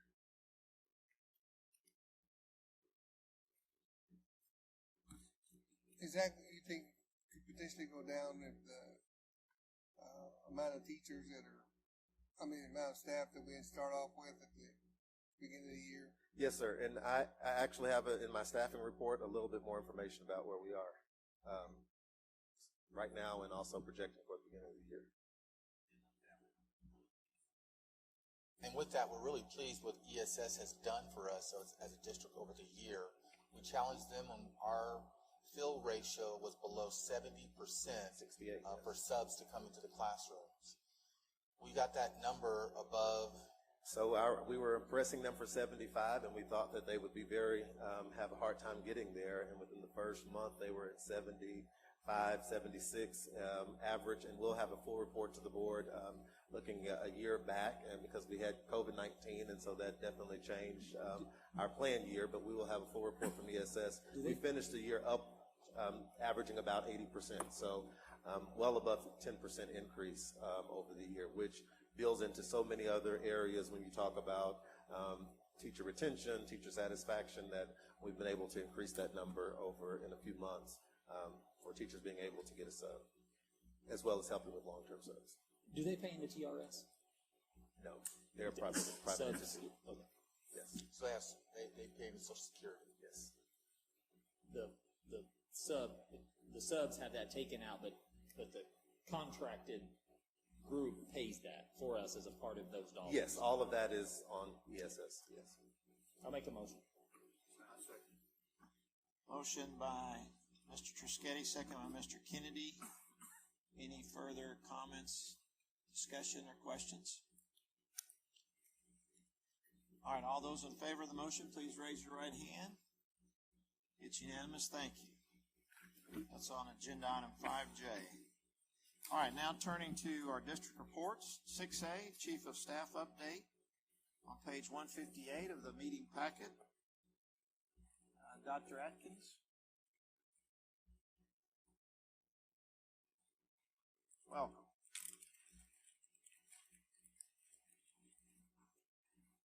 All right, good evening. Good evening, President Davis, members of the board, Superintendent Riddick. If you would speak up, please. Yes, I can. Good evening, President Davis, members of the board, and Superintendent Riddick.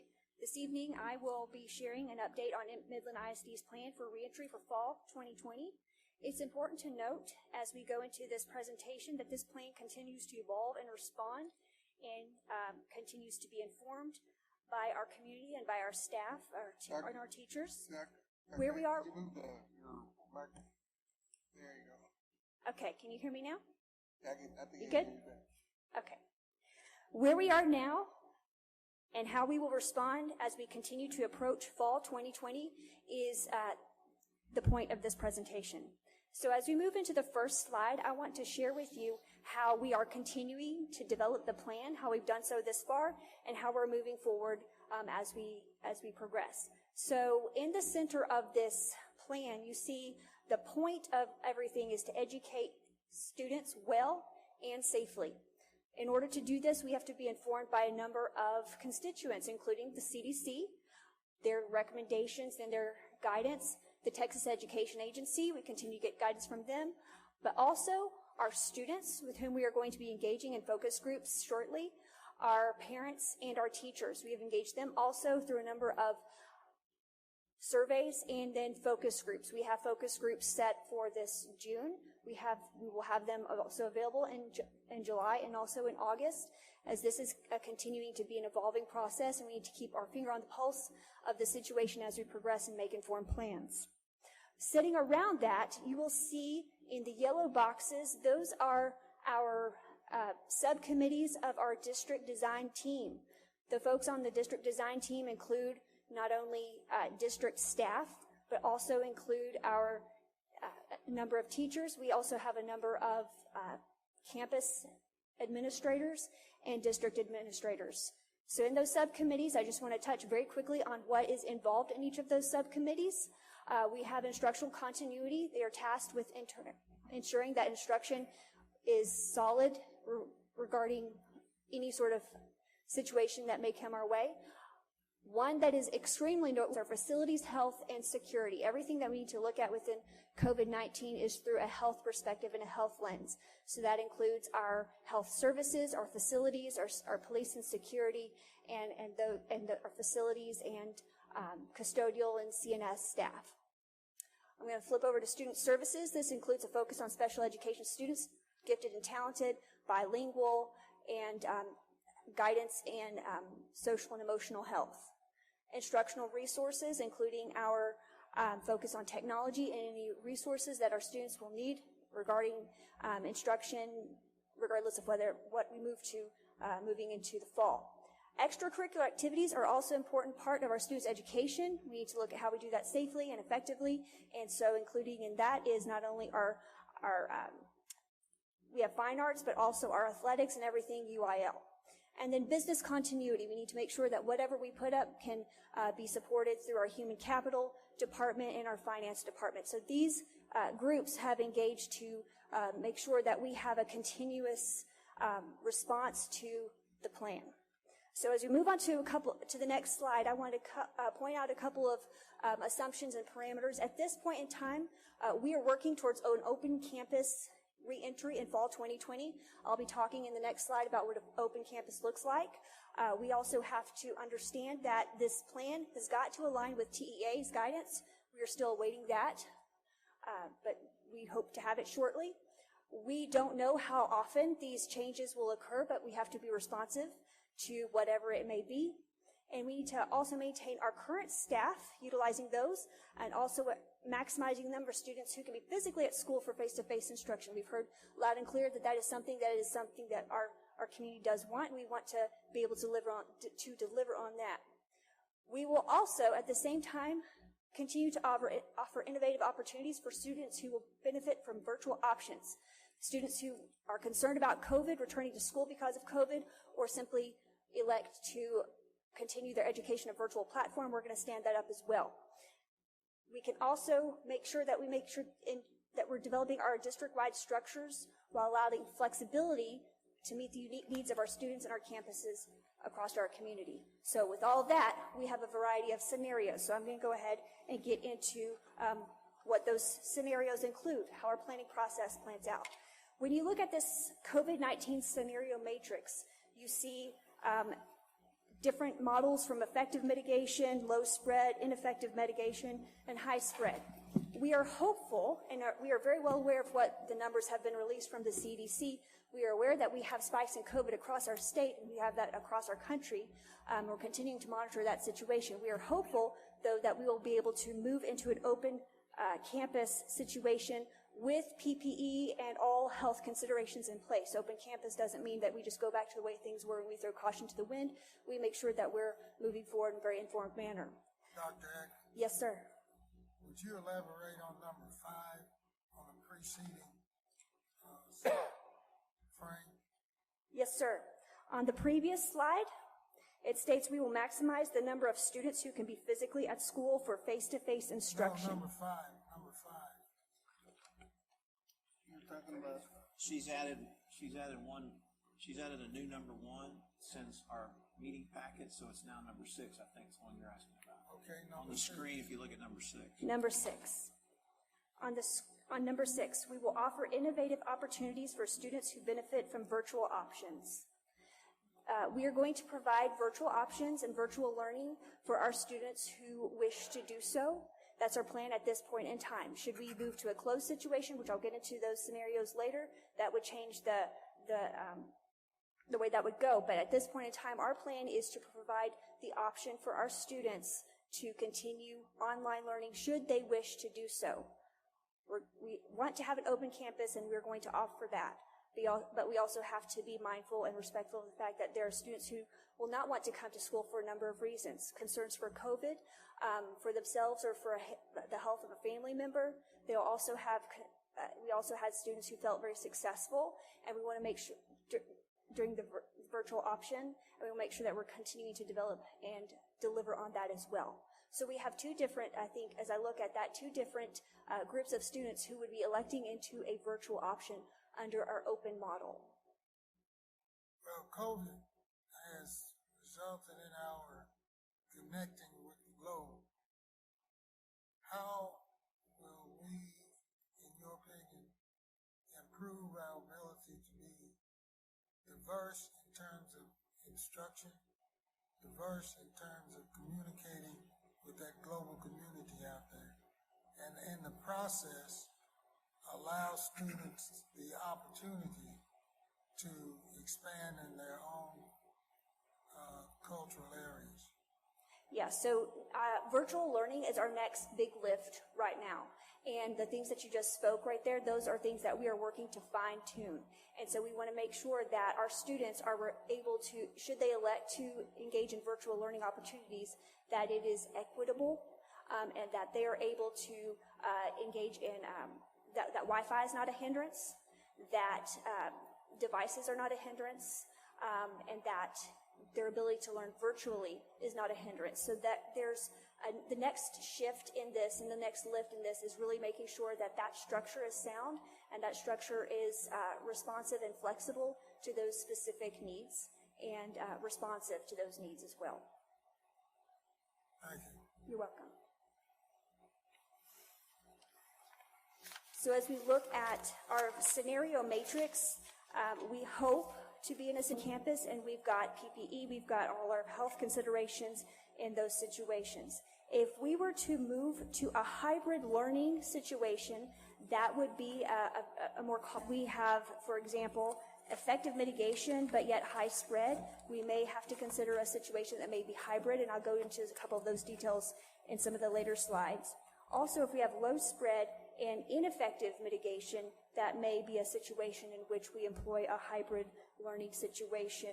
And then finally, extended remote learning. That would be an extreme situation where COVID was significantly on the rise, and we would be perhaps by TEA or via a governor's executive order go to a situation where we're all closed. But what we're hoping for and what we're planning for at this point in time is the open campus model with precautions and health regarding health and safety in place. So I'd like to provide you with an overview of what that plan looks like. And again, this is continuing to be shaped and molded as we have ongoing conversations among our staff and among our families and our students and our teachers. So as you look at the next slide, an overview of an open plan, we have our students and our teachers, and then we have also a virtual option for our students and also for our teachers. And as I said earlier, the virtual aspect is something that we are working to, that's our next big lift, and that's where we're having some very pointed conversations around what exactly that looks like. It will not look like the same as what it was during COVID. We've learned since that, and we've had a chance to refine and revise what that looks like.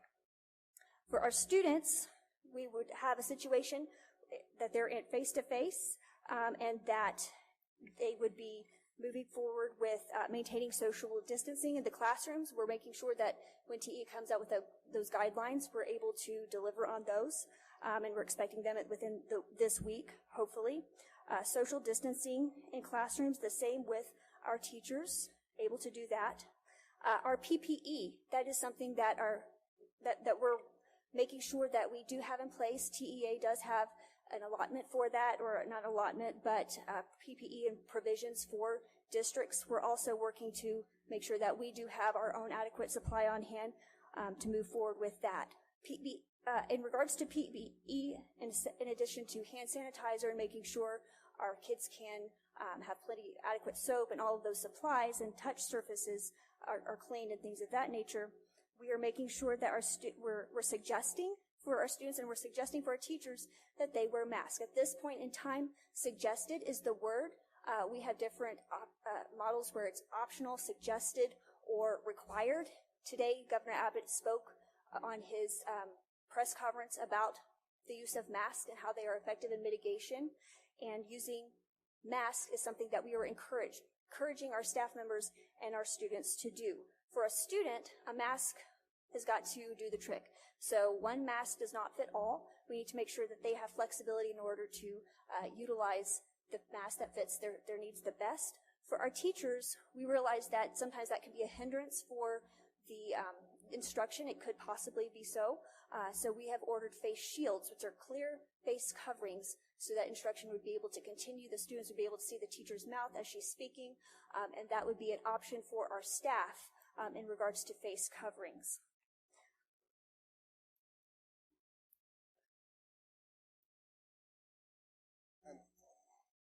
With the part of the mitigation for teachers, is it to have an actual physical barrier between them and the student.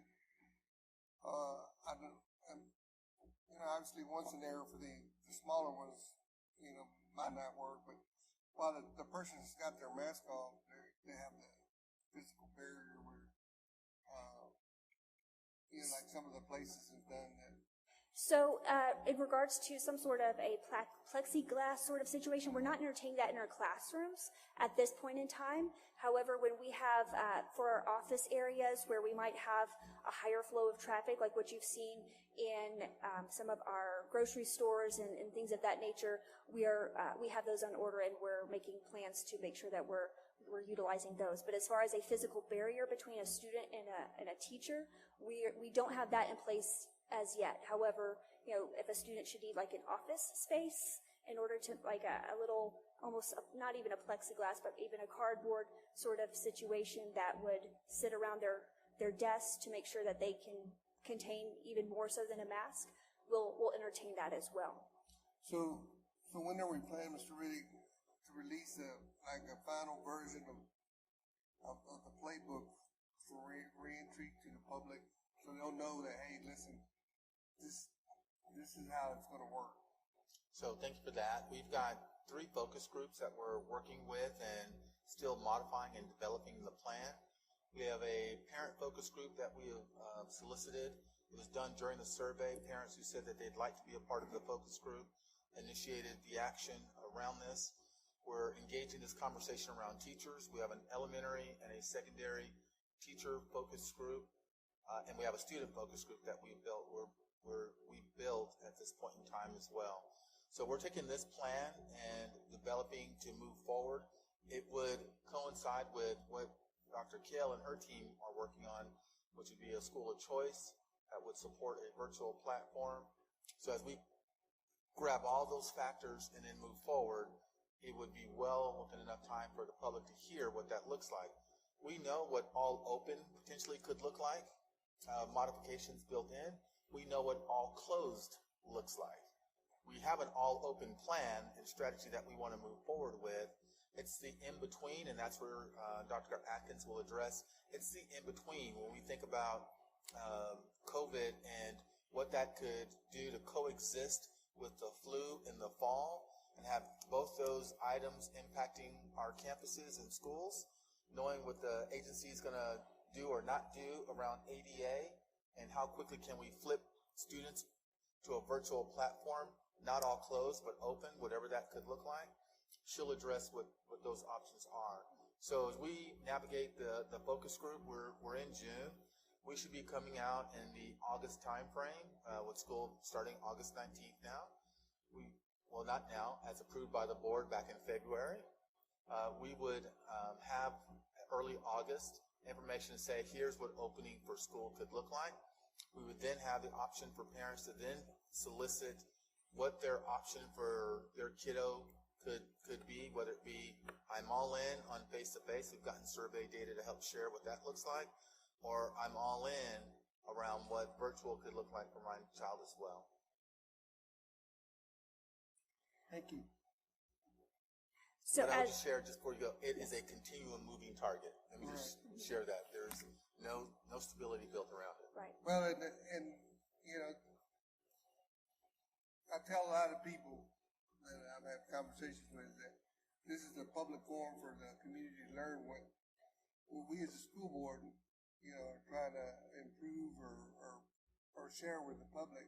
Because it's not our business to be in the day-to-day business and the minute-to-minute business of the district. That's why we have professionals and leaders within the district to run the district. So, it's good to discuss it publicly so people know that there's a plan being held and that it's changing by the minute as the technology, the information, the strategy is coming about. So, it's not a one-size-fits-all right now. It's got to be very, very targeted to how we're going to move forward. And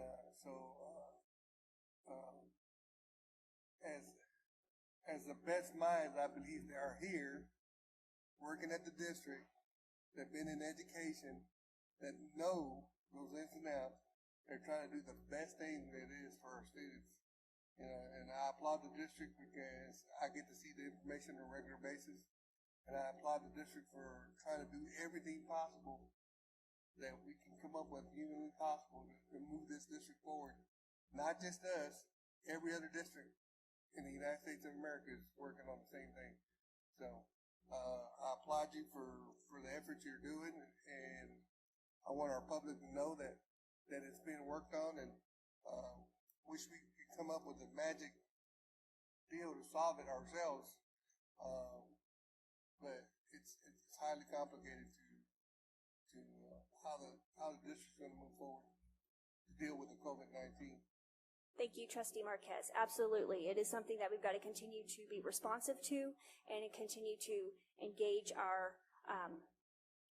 teams and our parents and our students and teachers around. As we look at an open plan, you'll see a number of other pieces that we do have in place. Cleaning and sanitization, absolutely important, absolutely critical, in making sure that our teams are trained not only on cleaning, but also how to sanitize and disinfect. We are also looking at how we deliver meals, whether it's best to have students in a cafeteria all clustered together. The guidance has been that's not the best plan. The guidance has been at this point to, as much as possible, have students in the classroom and have meals delivered to them. So our CNS department is working through what that looks like. I realize on a secondary campus that can look a little bit more challenging, and so we have continued conversations about what lunches look like specifically at our secondary campuses. So you're discussing closed campus for high schools? Right now I'm talking about an open classroom. Are you talking about closed lunch? Closed campus for lunch periods. So right now our campus principals are having conversations about how that aligns with mitigation efforts. So we haven't come out and said we have closed or we have open as far as that goes, but we have to have very critical conversations about what that looks like, and does that align with our mitigation efforts to make sure our students are not reintroducing something into the building when they're going back out. And then, of course, transportation, making sure that they are prepared with whatever necessary equipment that they need, and that sanitization is occurring on a regular basis. Dr. Atkins, is Yes, recess specifically addressed if kids go? I guess I have two questions. One, what are the odds we go back to school, quote, normal? Just first day and it doesn't feel really, we have the procedures and cautionary things in place, but what are the odds we just go back to school normal? And two, is recess specifically addressed, since that would be a challenge? I think social distance, they're spread out, but they're also very... Right. Yeah. I was sure we're not going to be in a normal. We are undergoing a new normal. Just the idea of the example you shared with recess. Recess, we have a team that under the extracurricular are navigating recess. It might be under instructional continuity. But we have a member who is learning all about how to engage in recess when kids come back. But the idea of hugging, the idea of high fives, the idea of getting face-to-face with great eye contact and looking in a child's face to dialogue and discuss what's occurring, that normal is changed dramatically. Just in this audience with face coverings, that normal is gone for a while. And so the piece that we are going back to an open campus with an opportunity to go face-to-face, we're going to provide as much of the continuity of what learning could be like in the brick and mortar setting. But it is going to be, I wouldn't say radically different, but it is going to be very different when kids walk back in the fall. No one thought that coming in the fall that part of a school supplies would be to look for a mask. That's our new normal around. And we know we've done hand sanitizer and gloves and such, but do I now have a cubicle that has plexiglass in front of me while I sit as a learner, and I can't lean over and talk to my elbow partner or move my desk now into quads or triads for classroom discussion? That is a new normal for us that we're undergoing to challenge what that could look like. So challenge that we've had with each other, Trustee Trischetti, is we will be back in school in August. We will have a new normal around what open looks like for us, so it's safe, that kids are mentally and health-wise in a very safe place, and then we can launch into learning after we get kids stabilized. And then if something should happen along the way, and the likelihood from every researcher that's out, and I can't say every, information from research that's out there indicates that there is a possibility that that is going to occur, then we need to be able to flip quickly into a hybrid mode, because we know what closed looks like. What could that look like if we never get an all close from the governor or from the agency or even from ourselves, because we can institute what this could look like for ourselves, and we will certainly do that as a community to know that here are the other options that we should explore. A few questions. To the cleaning and sanitizing, you made mention that they would be going through some training on the cleaning.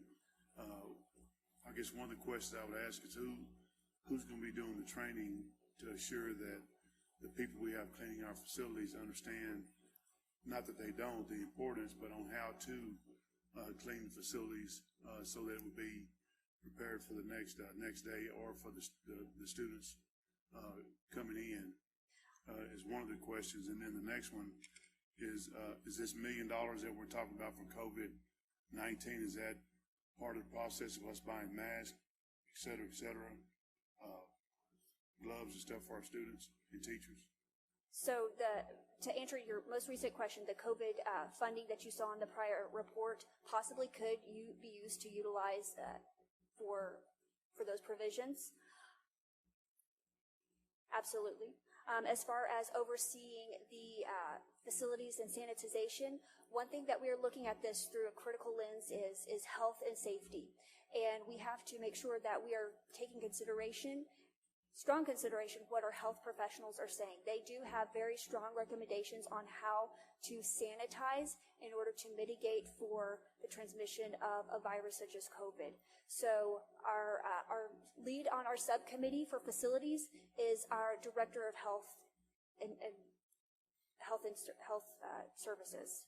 And so that committee is being led through that perspective, because the lens of everything at this point in time is from a safety perspective. So when we look at cleaning our facilities, we can look at how to clean that, but also how to we make sure that we have a very effective and also approved cleansers, and in order to kill a virus.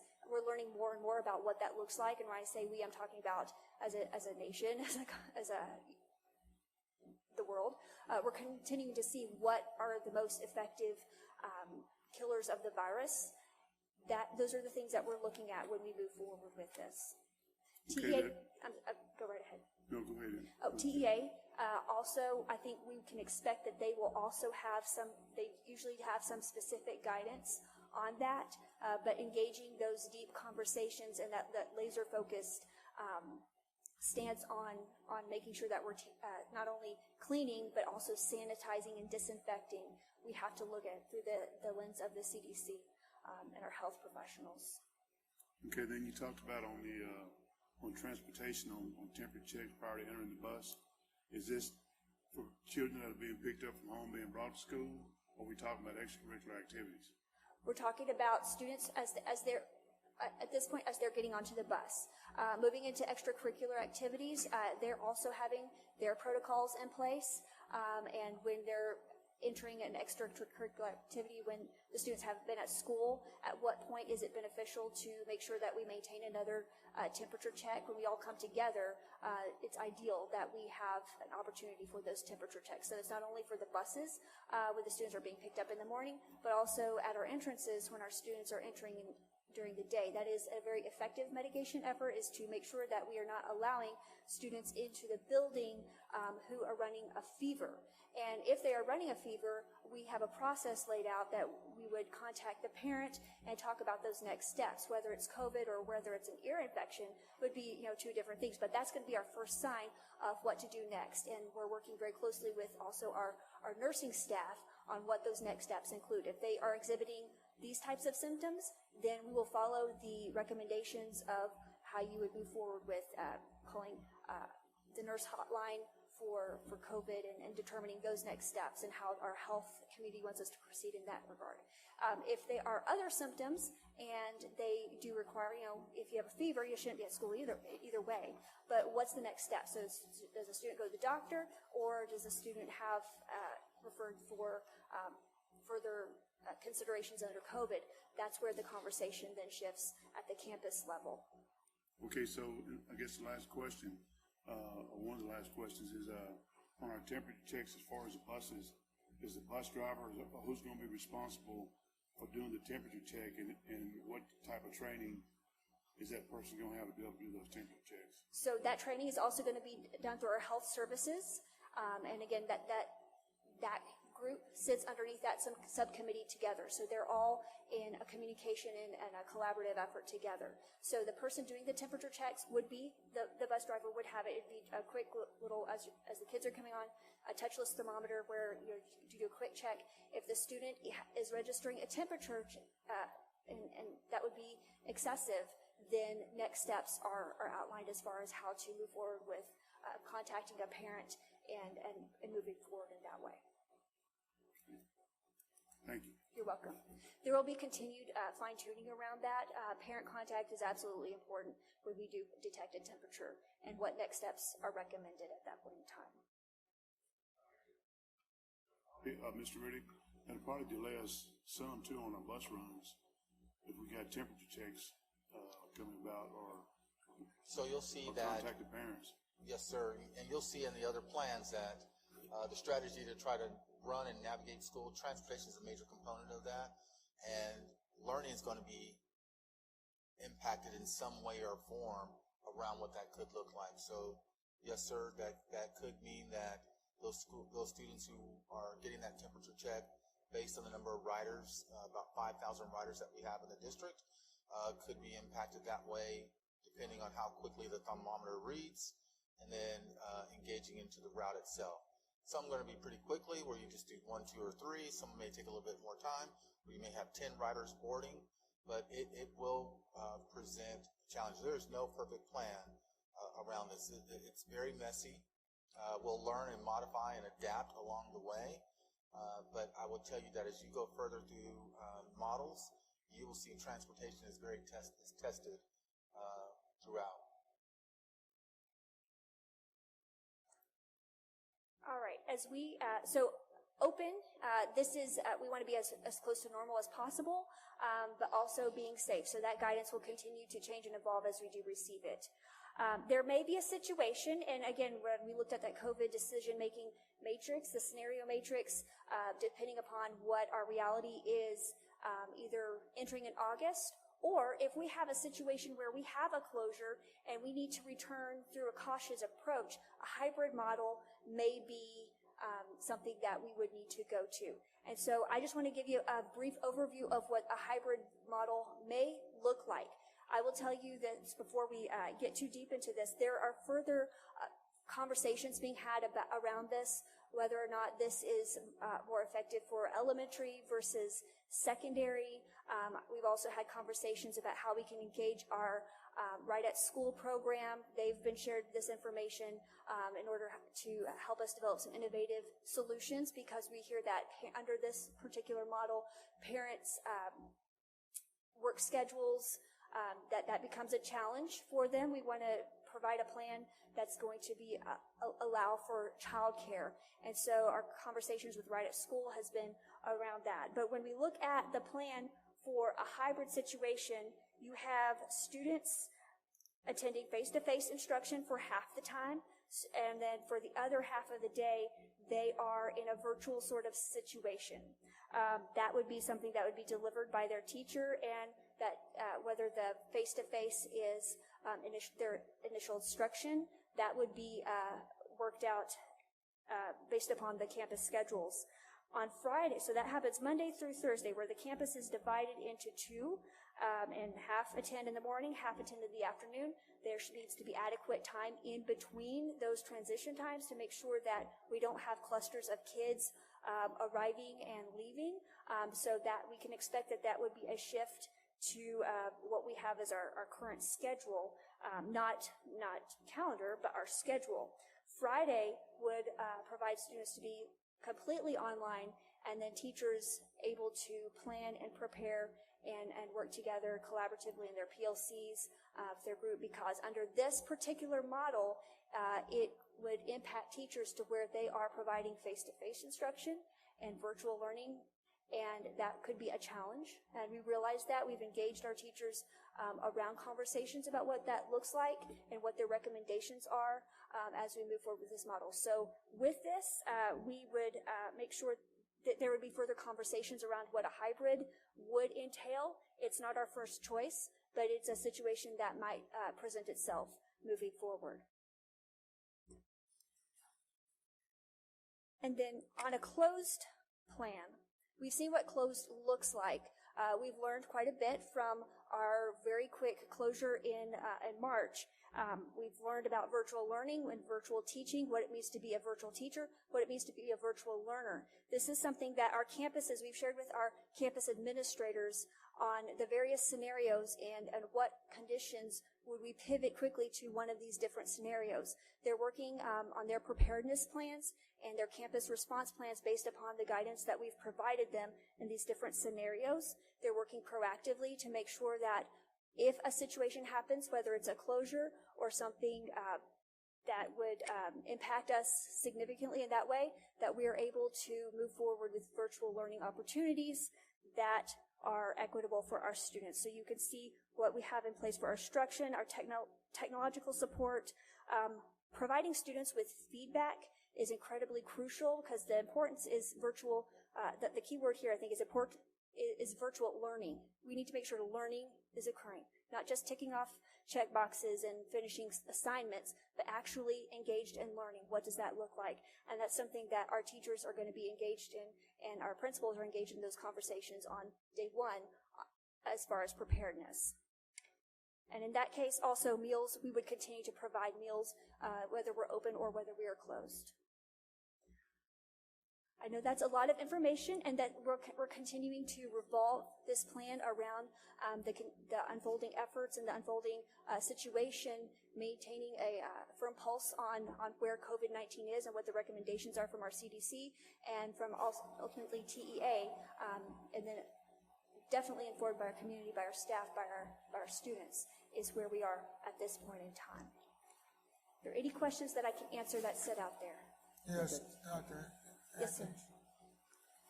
In the normal, you've always been challenged to realize equity. Yes. In our classroom in particular. Given the new normal, have you given any thought to how we're going to improve upon what we achieve in terms of equity in the normal situation, in the new normal? Yes. So as we're talking about, one thing that we heard, I'll give you an example, one thing that we heard as a challenge for families was Wi-Fi. We worked together with our technology department to troubleshoot and make sure that we are providing Wi-Fi across our district. We are engaging in further conversations about making sure that Wi-Fi is something that we're moving forward with as far as specifically our areas that we know are very remote and don't have readily available access to Wi-Fi. We've had conversations with further partners across our district, charitable foundations who are interested in supporting us in this way.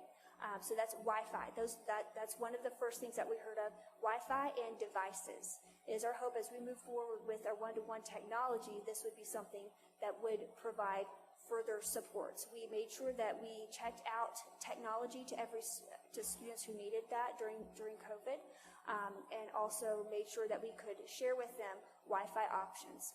But those are tools. How to use those tools is a conversation that we need to have intentionally with all of our students. We have students who come by it more naturally than others. If you are in a home and you don't have those tools, you need to have someone in your classroom teaching you. And that's why it's important that we engage our students in this platform is what does it mean to be a learner, a 21st century learner.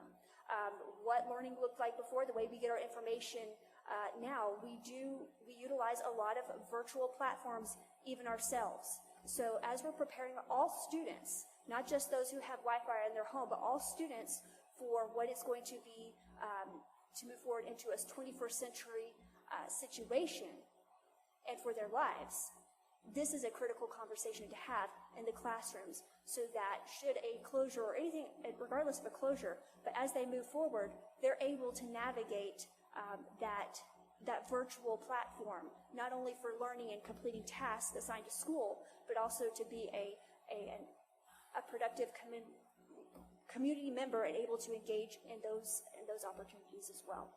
So the answer to that question is that has to be an intentional focus as we move forward, is what does it mean to be a 21st century learner? So really, the district, in one sense, is taking on the responsibility of exposing to or orienting parents to this whole process. Yes. And in the process, making things as equal as possible, and of course, hopefully realizing equity. Yes, sir. Dr. Atkins, let me ask one thing, and going through the last plan, the overview of the plan closed, and then how we just finished this current year, is the district set up, or do we have enough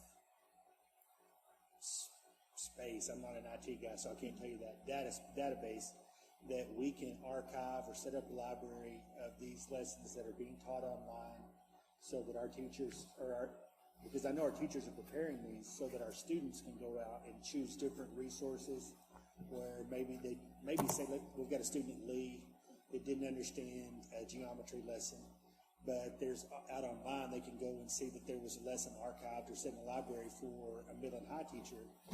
Do we have that capability, or are we thinking through that process of how we can kind of capture all of this so that we have that resource? Yes, so if they're a virtual learner and they need to go back and see that direct instruction again, what lies out there for them to be able to go back and see that as many times as they need to. Those are conversations that we're having as we move forward into a virtual learning opportunity, regardless of whether we're closed or whether this is an option that we're going to provide for all students, regardless of whether it's open or closed. We're going to continue to do that, but refining it in the way that you just spoke to is under conversation and is definitely a need of our students. So, Mr. Murray, one of the things that we've got to work through is what's called a learning management system. And the learning management system allows you to take what that information is, either as a whole, as a school district, or someone else operates, where you can now use that as your platform to archive information and data so that you can get to it as readily available as needed. So that's one of the things that we have to think through in regards to the work that teachers have done and placed into Google Classroom. How do I access that for my kids at any moment's notice? The class has been built, but it's last year's class, but it's not last year's lesson. That lesson's still a good lesson that could move forward. So how do you now keep that archived, change your students out, and then insert your next group of students to take on what that lesson learning is? And then how do we share it? That's the learning management system. How do I share my lesson here all the way across town to another teacher in another school in the same grade or in a different grade that'd like to access what that looks like? One of the things that we're working on as well to be able to maximize what that could look like, as we start to think through what, Mike Lloyd and what he does for Google Classroom and how he pushes the envelope for us to be able to articulate that, is we're working on citywide Wi-Fi. So that we can then address what you were sharing, Trustee Fuller, is the equity about access, because that's going to be one of the key points, that if we do not close this digital divide with a tool, that you have to be able to have access to get this information so that you can address this learning no matter where you are, if you are in the furthest county reaches or if you are at the center of our city. And so we're working on a plan to do citywide Wi-Fi that pushes Wi-Fi to our devices no matter where you are. I will tell you, it is a challenge. Some districts has taken up to 2 years to develop what that looks like. So we have a short-term plan and a long-range plan in order to attack that information to provide that to our kids. And I appreciate that. And because I remember when we first started the bond committee way back when, and we looked at libraries and saw how that they'd really changed. Not now, like when I went to school, a room full of books, but it was technology and how they accessed it. And so I just think this is a great first step for us to be able to build that library of what we have for resources and, digitally to prepare for the future. So.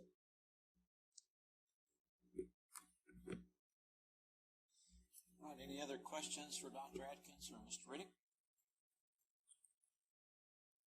Doctor, thank you. Thank you for all the work that went into it, all the people that are involved. We appreciate, I know these are uncharted waters that y'all are trying to navigate us through. We very much appreciate it, and also appreciate your focus groups with parents, teachers, students. Thank you very much for all of that. All right, next item, 6B, Innovation Update. Information on page 167 of the meeting packet. Ms. Kale, welcome. Dr. Kale, welcome, sorry. It's all right. Thank you, President Davis, board members, Mr. Riddick.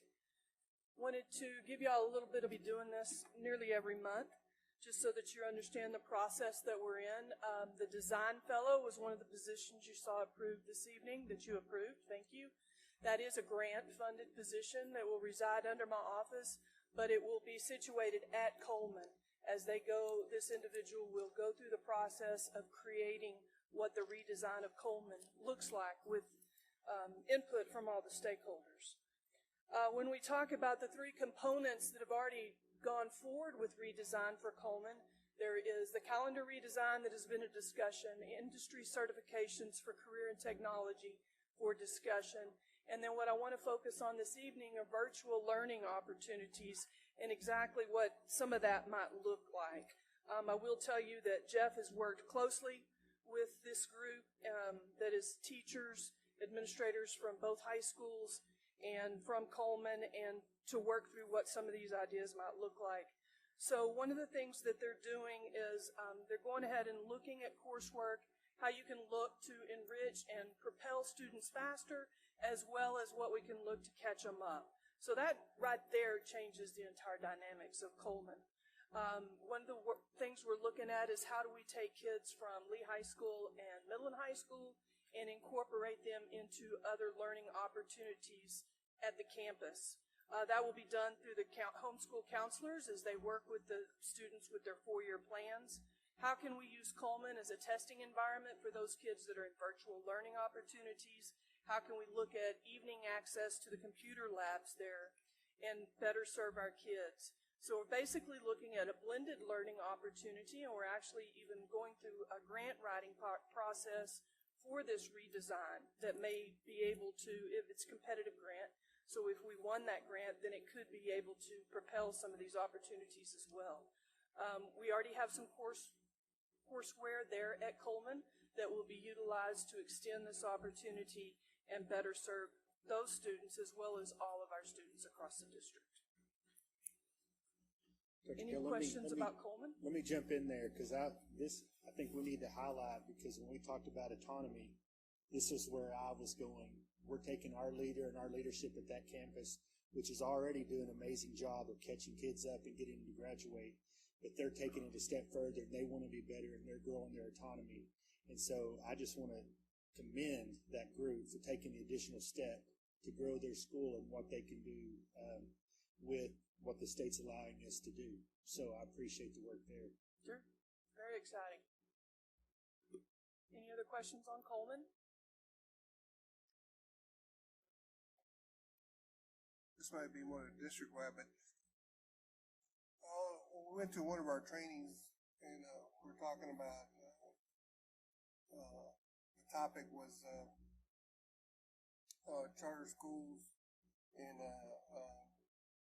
there was an example, so many examples of how they come about and function and all that. And that was all, they're not in-district charters like we have. Those are just one-offs doing their own thing. But how do we address the as we go to virtual learning, the one part is, and I've heard everybody talk about it in their own way, whether you're the teacher, the professional, whatever, but like the physical activity, how are we going to accomplish that part to get people to stay physically fit and not just sit there looking at a screen all the time, because it is a harmful thing for you to just sit there in front of a screen all day and get no physical activity. Yes, my extra weight attests to that I've put on during this time. But one thing that can be done is you can have partnerships across the community. And there's also virtual PE classes that have been occurring during this time as they're coming back in. So those opportunities are there. You can partner with the YMCA. You can partner with dance. That's already there. It's just something we've not used in a virtual environment. I've seen the example of, just as an example, but software, that you pops up, and you go through the routine, Mm-hmm. and there's a lot of faith in your own effort doing it. But is there anything like that innovative as far as like, hey, listen, it's not the most sophisticated thing, but it'll provide you some guidance to get on there and say, hey, yeah, I did complete it, and I went through the motion of it. There is software. Software always comes with a cost. So the people that we already have, and we have some master physical education teachers that are already rocking it on this end, and kids are there moving in the virtual learning platform with them. I think they'll be our best teachers and the best way to replicate those opportunities for us before we look at to potential costs for the district along that line. Thank you. You betcha. I just want to throw out some hurrahs and give y'all some good news. I know Mr. T will love this, and Mr. Fuller, you'll probably like this if you could see the books that are in this vending machine. The Education Foundation partnered with Young Women's Leadership Academy as well as some of their partnership dollars, and they have got the first in Midland book vending machine that the kids will be able to use tokens that they will earn, put them in, and have a book that is theirs. So it's a very exciting opportunity. Yarborough Foundation? Great. That's awesome. Thank you. That is awesome. Yeah. That's awesome news. And then some neat things that have been happening at Bunch Elementary this weekend that they shared with me is they've had partner opportunities through weekend meals with Redeemer Church and Breaking Bread Ministries, and that's a pretty good meal looking right there. And then a kindergarten graduation parade. That's all I want to do. I just wanted to share you some of the highlights that are going on at our campuses. Thank you. All right, any other questions for Dr. Kale? I just want to thank the district for going that extra mile, the opportunity to serve, once again, the children of this community. I've seen the buses, I've seen the Wi-Fi out there, and every time I go by there, it really brings enlightenment to my soul to know that the district it's all over this community. And, as far as out in the county, those deep areas, I see it. And I see the people going to get the food. I've never wanted to interject with the bus driver just to keep myself out of it, but I see and witness that. And it's really something that brings gladness to me as a person that our district is bending over backwards to serve this community. So thank you. Thank you. All right, thank you, Dr. Kale. Next up, 6C, staffing update. Mr. Bailey, welcome back. President Davis, board member, Superintendent Riddick, very briefly, I just want to mention a few things. We included in your board packet the June 2020 staffing report, and I just want to very briefly add some commentary and clarity and context to the numbers that are included in that report. And we are definitely proud of our work and the work of the district in retention, all of the initiatives from employee daycare to our improvement in health benefits, wellness, trying to take care of our employees, and we appreciate the increase in compensation. All of those things definitely build into retention. And while someone might read in our community that MISD has fallen behind last year's pace when it comes to resignations and retirements, here's what actually shows according to the numbers. And as of June the 15th of 2020, we are seeing a 40% decrease in resignations and retirements. And that is attributed to our retention rate. Now, we're also not waving the flag saying this is all because of what we've done. We realize that COVID-19 has affected that. Our local economy is affecting that. Jobs across the nation is impacting our retention rate, but we definitely want to pass that along. That has also led to currently, normally during this time of the year, of course, this is June, we are continuing to receive resignations through the penalty-free deadline, which is in July. And so normally we're looking at about 75% to 80% fill rate. As of what we were looking at today, the data that I reviewed, we're sitting about 90%, which is where we would be normally at the end of July or August. So if things continue to hold, we feel like we're in the best position than we have been in years past to start the year close to fully staffed. So that's a big push in the right direction. And I, as mentioned earlier, I have to give a lot of credit to our team, our human capital management team, our compensation team, which is one person, but we also have an information management side that supports that effort just as much. But that's something that if we were to contract that out, which some districts do through TASB, that would be a considerable amount, but we do all that in-house. We continue to maintain and also execute our compensation structure.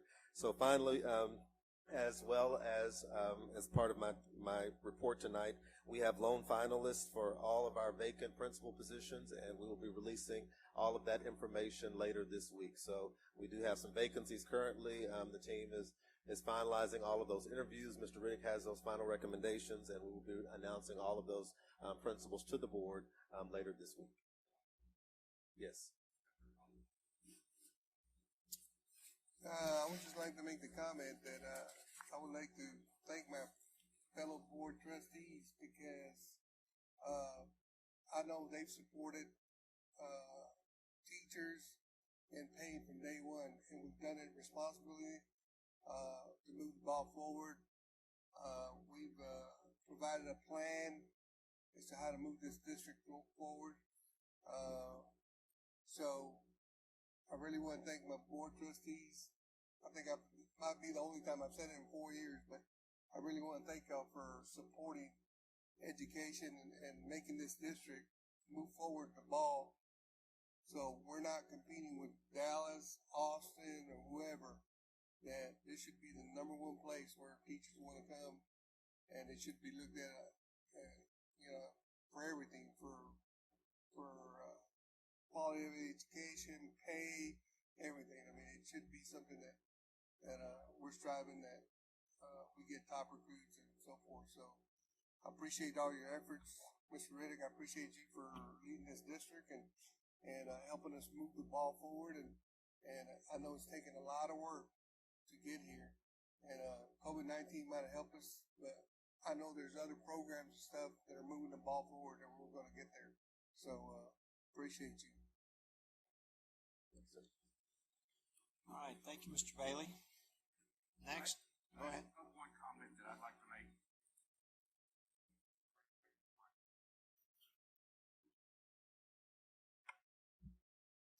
There we go.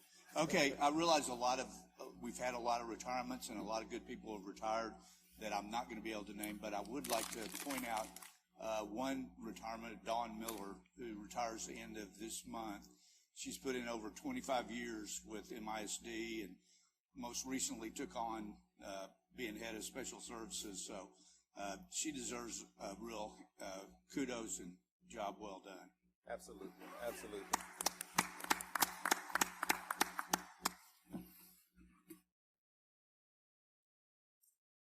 Thank you, Mr. Kennedy. All right, next is a report item. It's a financial report, a report only unless anyone has any questions for Mr. Dodds. He will soon be next up on the action item regarding the budget, but if they're page 176 of the financial services report, any questions for Mr. Dodds, or it will remain a report only? All right, hearing no questions, we'll move to our discussion action items. 7A is the 2021 operating budget, general fund, food service fund, and debt service fund. Information is on page 181, and this is a follow-through on the discussion we had earlier about the budget during our public hearing. Mr. Dodds, welcome back. Thank you. I just want to, first of all, thank the finance team and the HR team for working well together on going through this budget year. I know me coming in March 24th, and then everybody went home. So we've had to do a lot of this different type budget session as we've gone through, and even y'all have had to endure several budget workshops.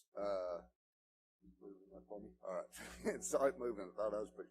Several different budget workshops as we've gone through online and virtual. We are presenting the general fund budget as stated in the budget hearing. Mr. Dodds, real yes. quick, that's the, is that slide that's showing from previous? Okay, yes, that was the previous one, yes. Gotta keep it right. And that's the waivers. I guess is that all right, or do y'all need to see it? It's accurate in the book. Yeah, yeah. You can return to page 8 of the meeting packet if you'd like to.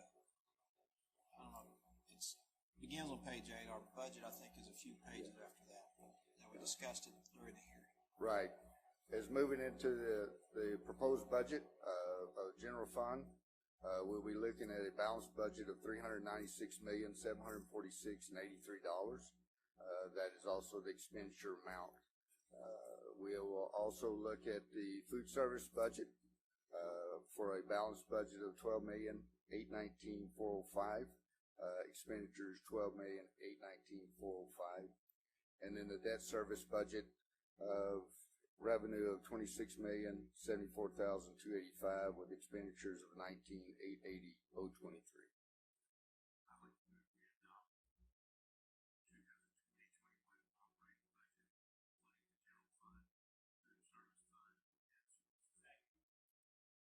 Very good. A motion by Mr. Kennedy, second by Mr. Trischetti. Any further discussion or questions? Hearing none, all those in favor of the motion, please raise your right hand. It's unanimous. Thank you. Thank you, Mr. Dodds. And again, thanks, everyone. Thank you. Well, thank you very much. All right. 7B, order authorizing the issuance of Midland Independent School District Unlimited. Yes. Mr. Dodds and Mr. Williford, thank you for your I'd like to patience.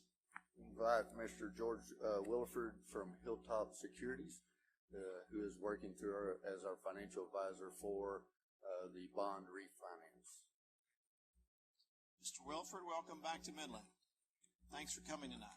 Thank you, Mr. Davis.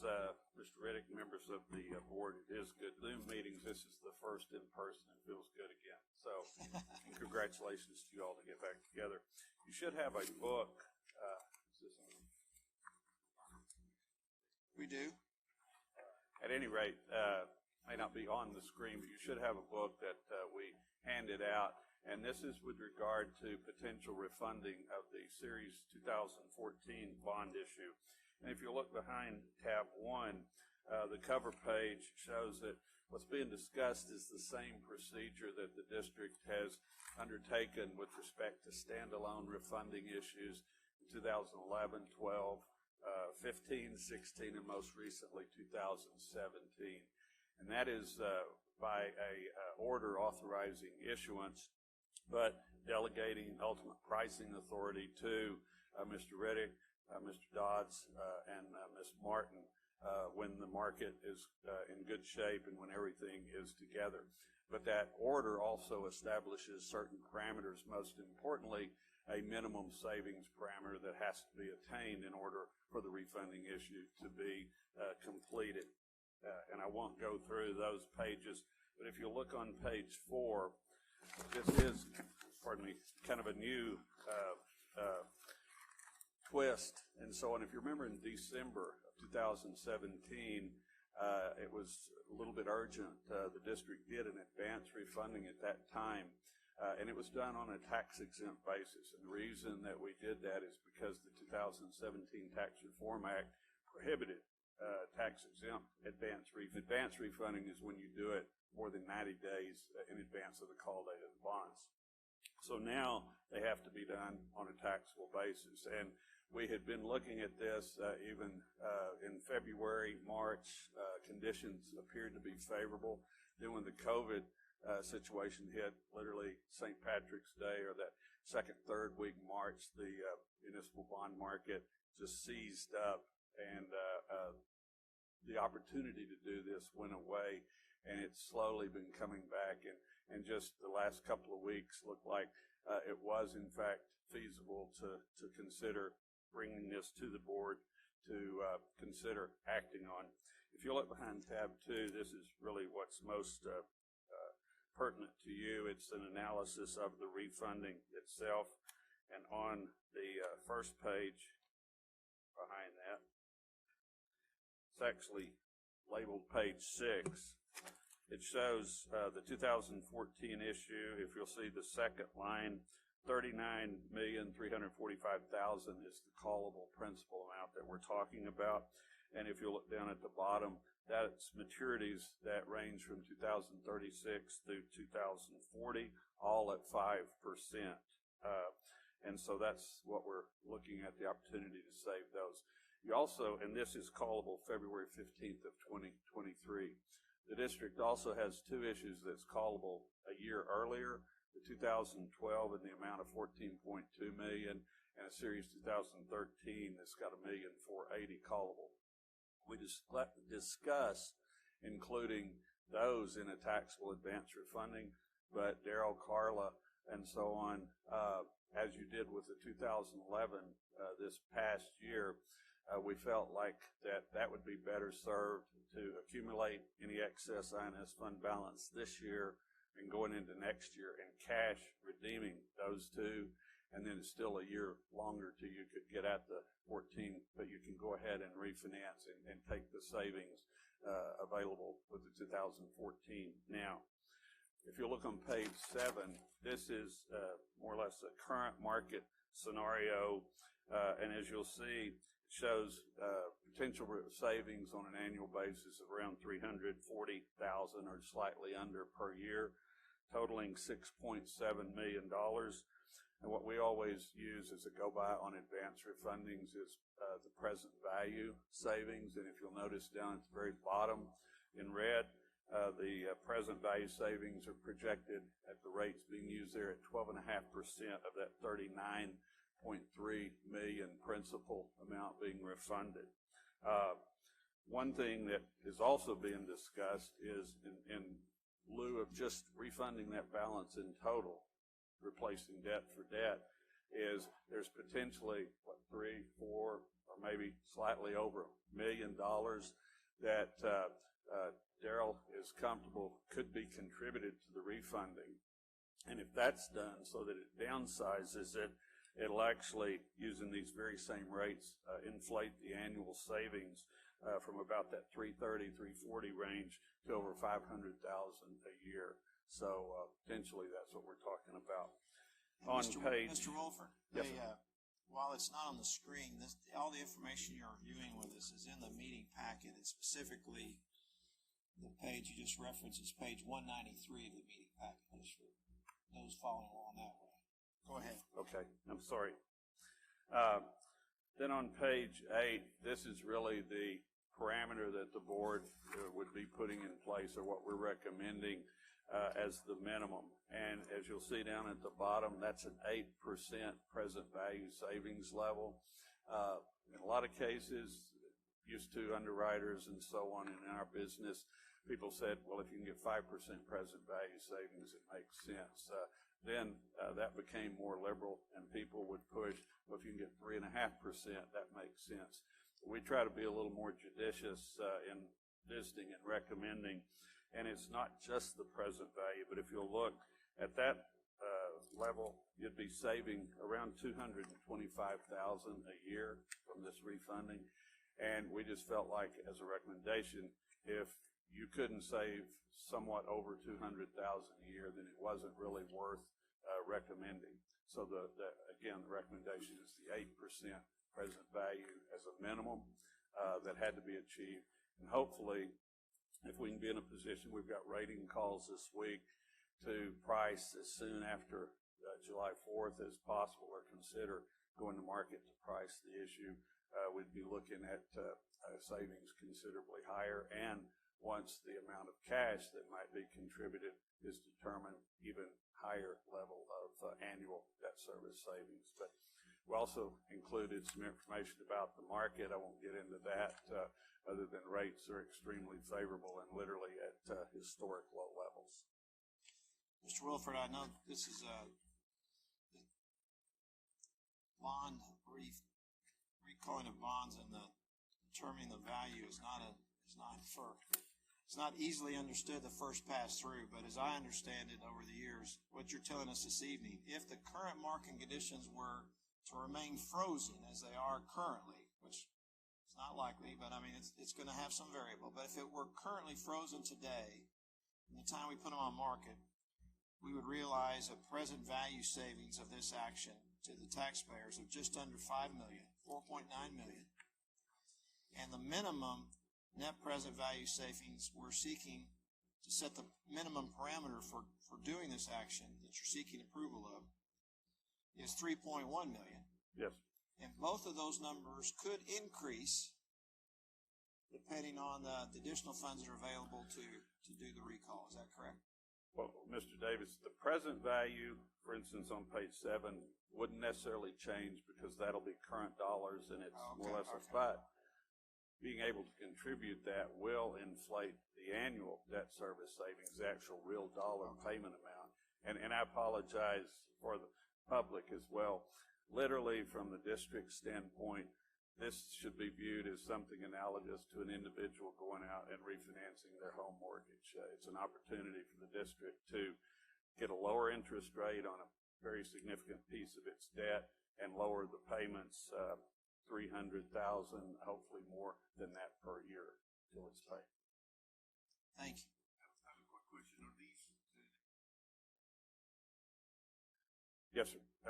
Anytime that we do a refunding analysis, the cost of issuance for the official statement, our fee, bond counsel, the rating fees and all, as well as the underwriter's discount, their compensation for selling, it's absorbed or incorporated in the analysis. So this is pure net savings to the district.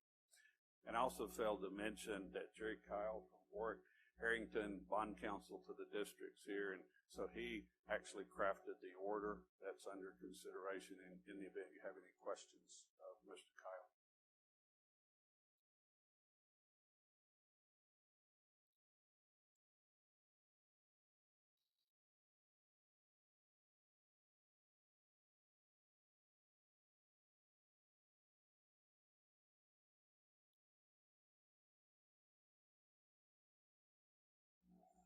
I'll get there.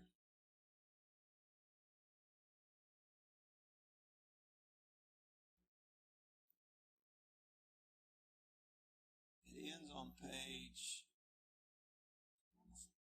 228, and then there are the exhibits through page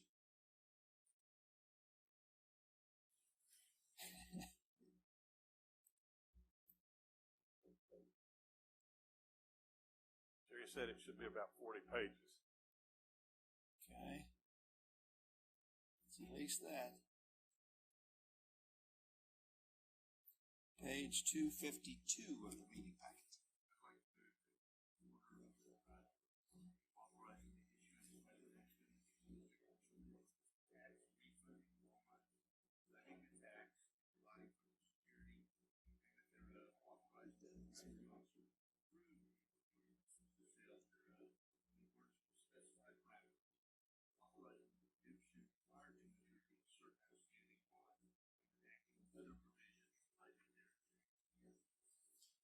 Motion by Mr. Kennedy. Second.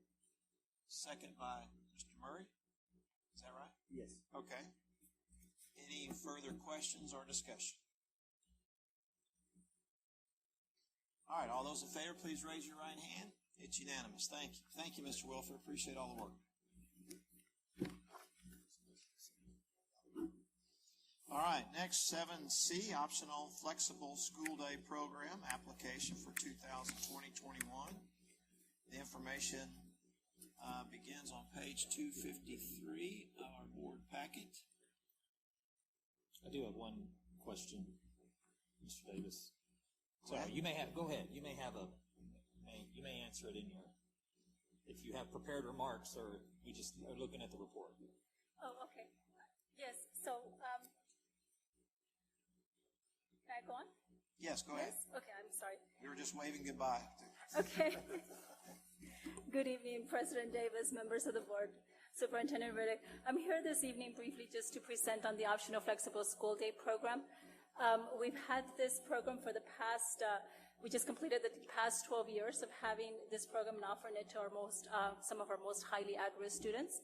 So I just want to mention a couple of things on this. So again, this program allows some of our most highly at-risk students, either students who have dropped out of school or are at risk of dropping out of school, or maybe who have fallen behind on their course credits, our parents, or maybe head of households, to be able to attend school on flexible hours during the school day or on flexible days during the school week.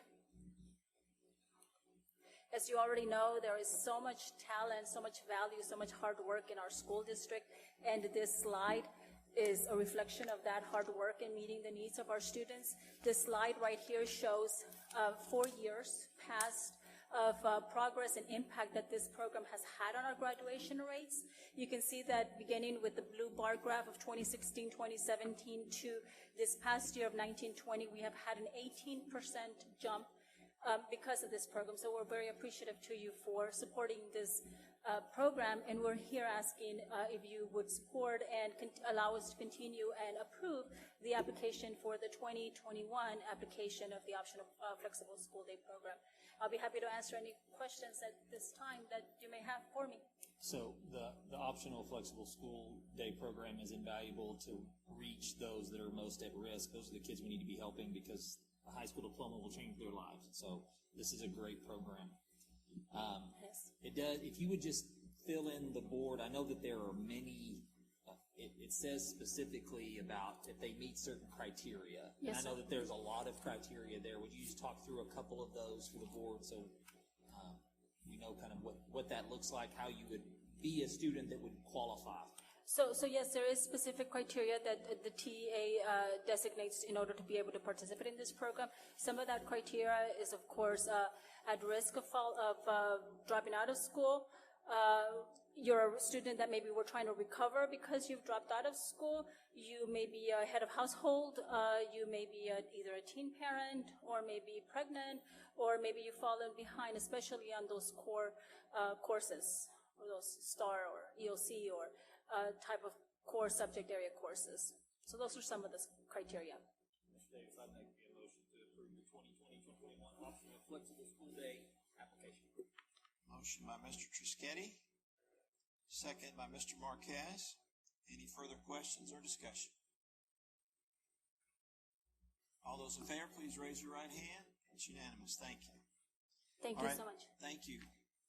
Next is 7D, the first of a series of 1, 2, 3, 4, 5, 6, 7 waivers, call them the COVID waivers. This particular one is 7D, waiver regarding educator appraisals. The information begins on page 273 of the meeting packet. Mr. Pounds, welcome. Thank you, President Davis, Board Trustees, Superintendent Riddick. I'll be presenting the COVID-19 waivers tonight. We addressed this issue a little bit in the last board meeting, but the board asked us to come back and to present these waivers individually, and so that's what we're doing tonight. On page 274, you'll see a short summary of what these waivers relate to.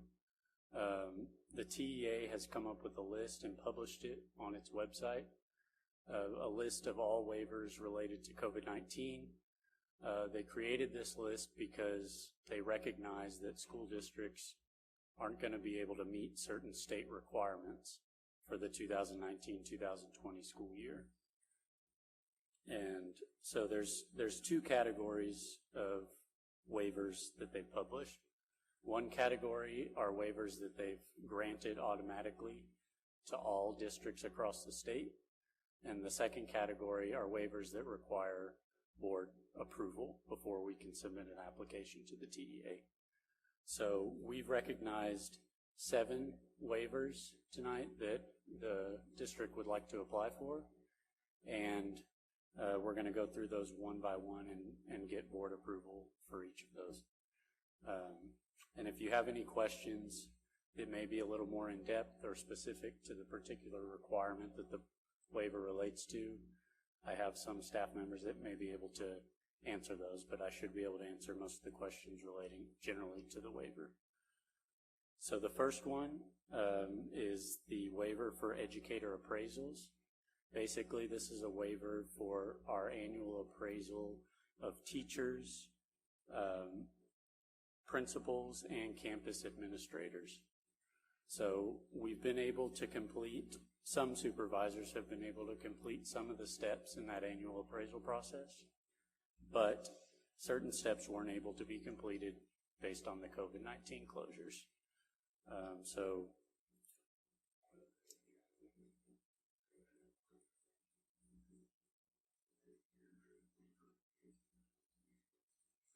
Motion by Mr. Marquez, second by Mr. Kennedy. Any questions or discussion? All those in favor, please raise your right hand. It's unanimous. Thank you. Next waiver is 7E, waiver regarding CPR instruction. This one, information begins on page 277 of the meeting packet. So this one, like you said, waiver for CPR instruction requirement. This requires the district to provide CPR instruction to students grades 7 through 12 at least once prior to graduation. So our graduating class this year, some of those students missed out on that training due to the COVID-19 closures, so we're looking for a waiver to apply for to, cover that requirement. I move that the Midland ISD Board of Trustees approve the submission of the CPR instruction waiver application. Motion by Mr. Murray, second by Mr. Trischetti. Any questions or discussion? All those in favor, please raise your right hand. John? It's unanimous. All right, thank you. All right. All right. Action item 7F, waiver, instructional materials inventory. That information on that item begins on page 278 of our meeting packet. Yes, pursuant to Texas Administrative Code, Chapter 19, Section 66.107A, the district is required to conduct an annual physical inventory of all currently adopted instructional materials. We obviously weren't able to complete portions of that inventory check due to the closures related to COVID-19. So we're looking for a waiver for this requirement as well.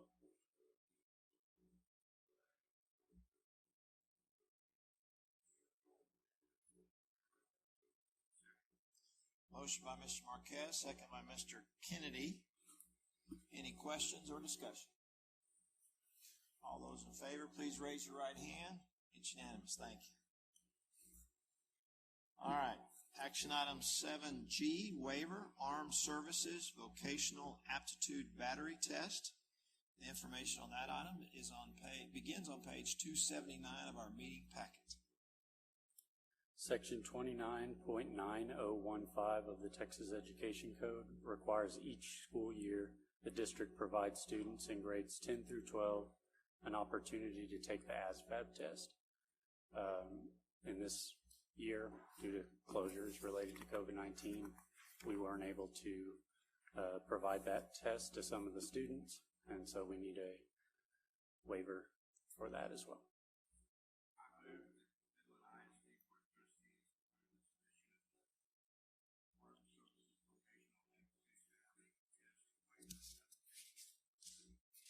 Motion by Mr. Kennedy, second by Mr. Fuller. Did I hear Mr. Fuller? All right. Questions?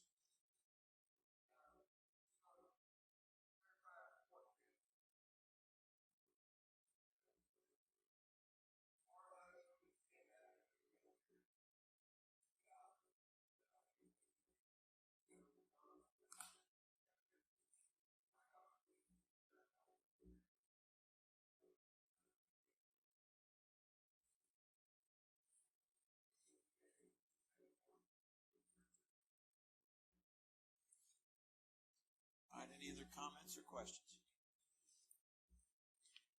All right, all those in favor of the motion, please raise your right hand. It's unanimous. Thank you.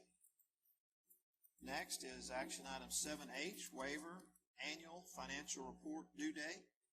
The information on this item begins on page 280 of the meeting packet. Yeah, this waiver relates to the annual financial report that's due on November 27th, 2020. This waiver is to allow us to extend that deadline if we need to. At this point, we're not certain that we need to, but we want to apply for the waiver just in case we need that extension.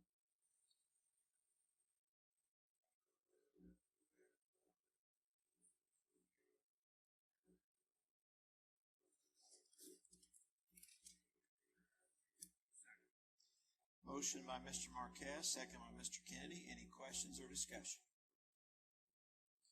All those in favor, please raise your right hand. It's unanimous. All right, next, action item 7I, waiver, 7th grade reading instruments. Information on this item begins on page 281 of our meeting packet. The Texas Education Code requires the district to administer the reading diagnostic instrument adopted by the commissioner for 7th grade students starting in the 2020-2021 school year. This waiver is to allow us to use the reading instrument that we used in the past. Because of COVID-19 closures, we weren't able to make the change to the recommended reading instruments. And so the TA is allowing a waiver for school districts to use what they were using the previous year. I move that the Midland ISD Board of Trustees approve the submission of the 7th grade reading instruments requirement waiver application. Motion by Mr. Murray, second by Mr. Fuller. Any questions or discussion?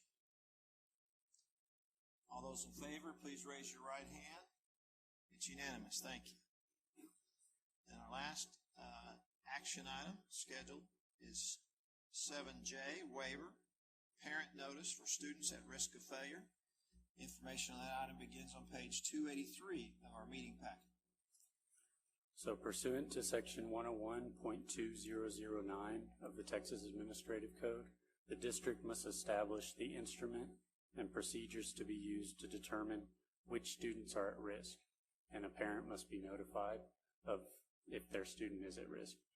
Due to the COVID closures and due to the canceling of the STAR testing this year, the district isn't able to make that determination. The TEA has provided this as a waiver to apply for, and so we're asking for this waiver as well.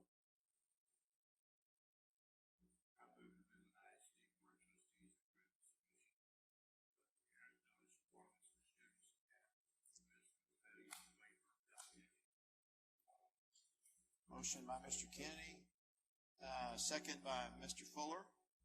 Any questions or discussion? All those in favor, please raise your right hand. It's unanimous. Thank you. All right, it is now 8:30 p.m., and we will go into closed session in accordance with Government Code sections 551.071 through .074, 551.0821 through .084. We do have an agenda item after closed session, action arising from closed session, but we don't reasonably anticipate that there will be any actions arising from closed session.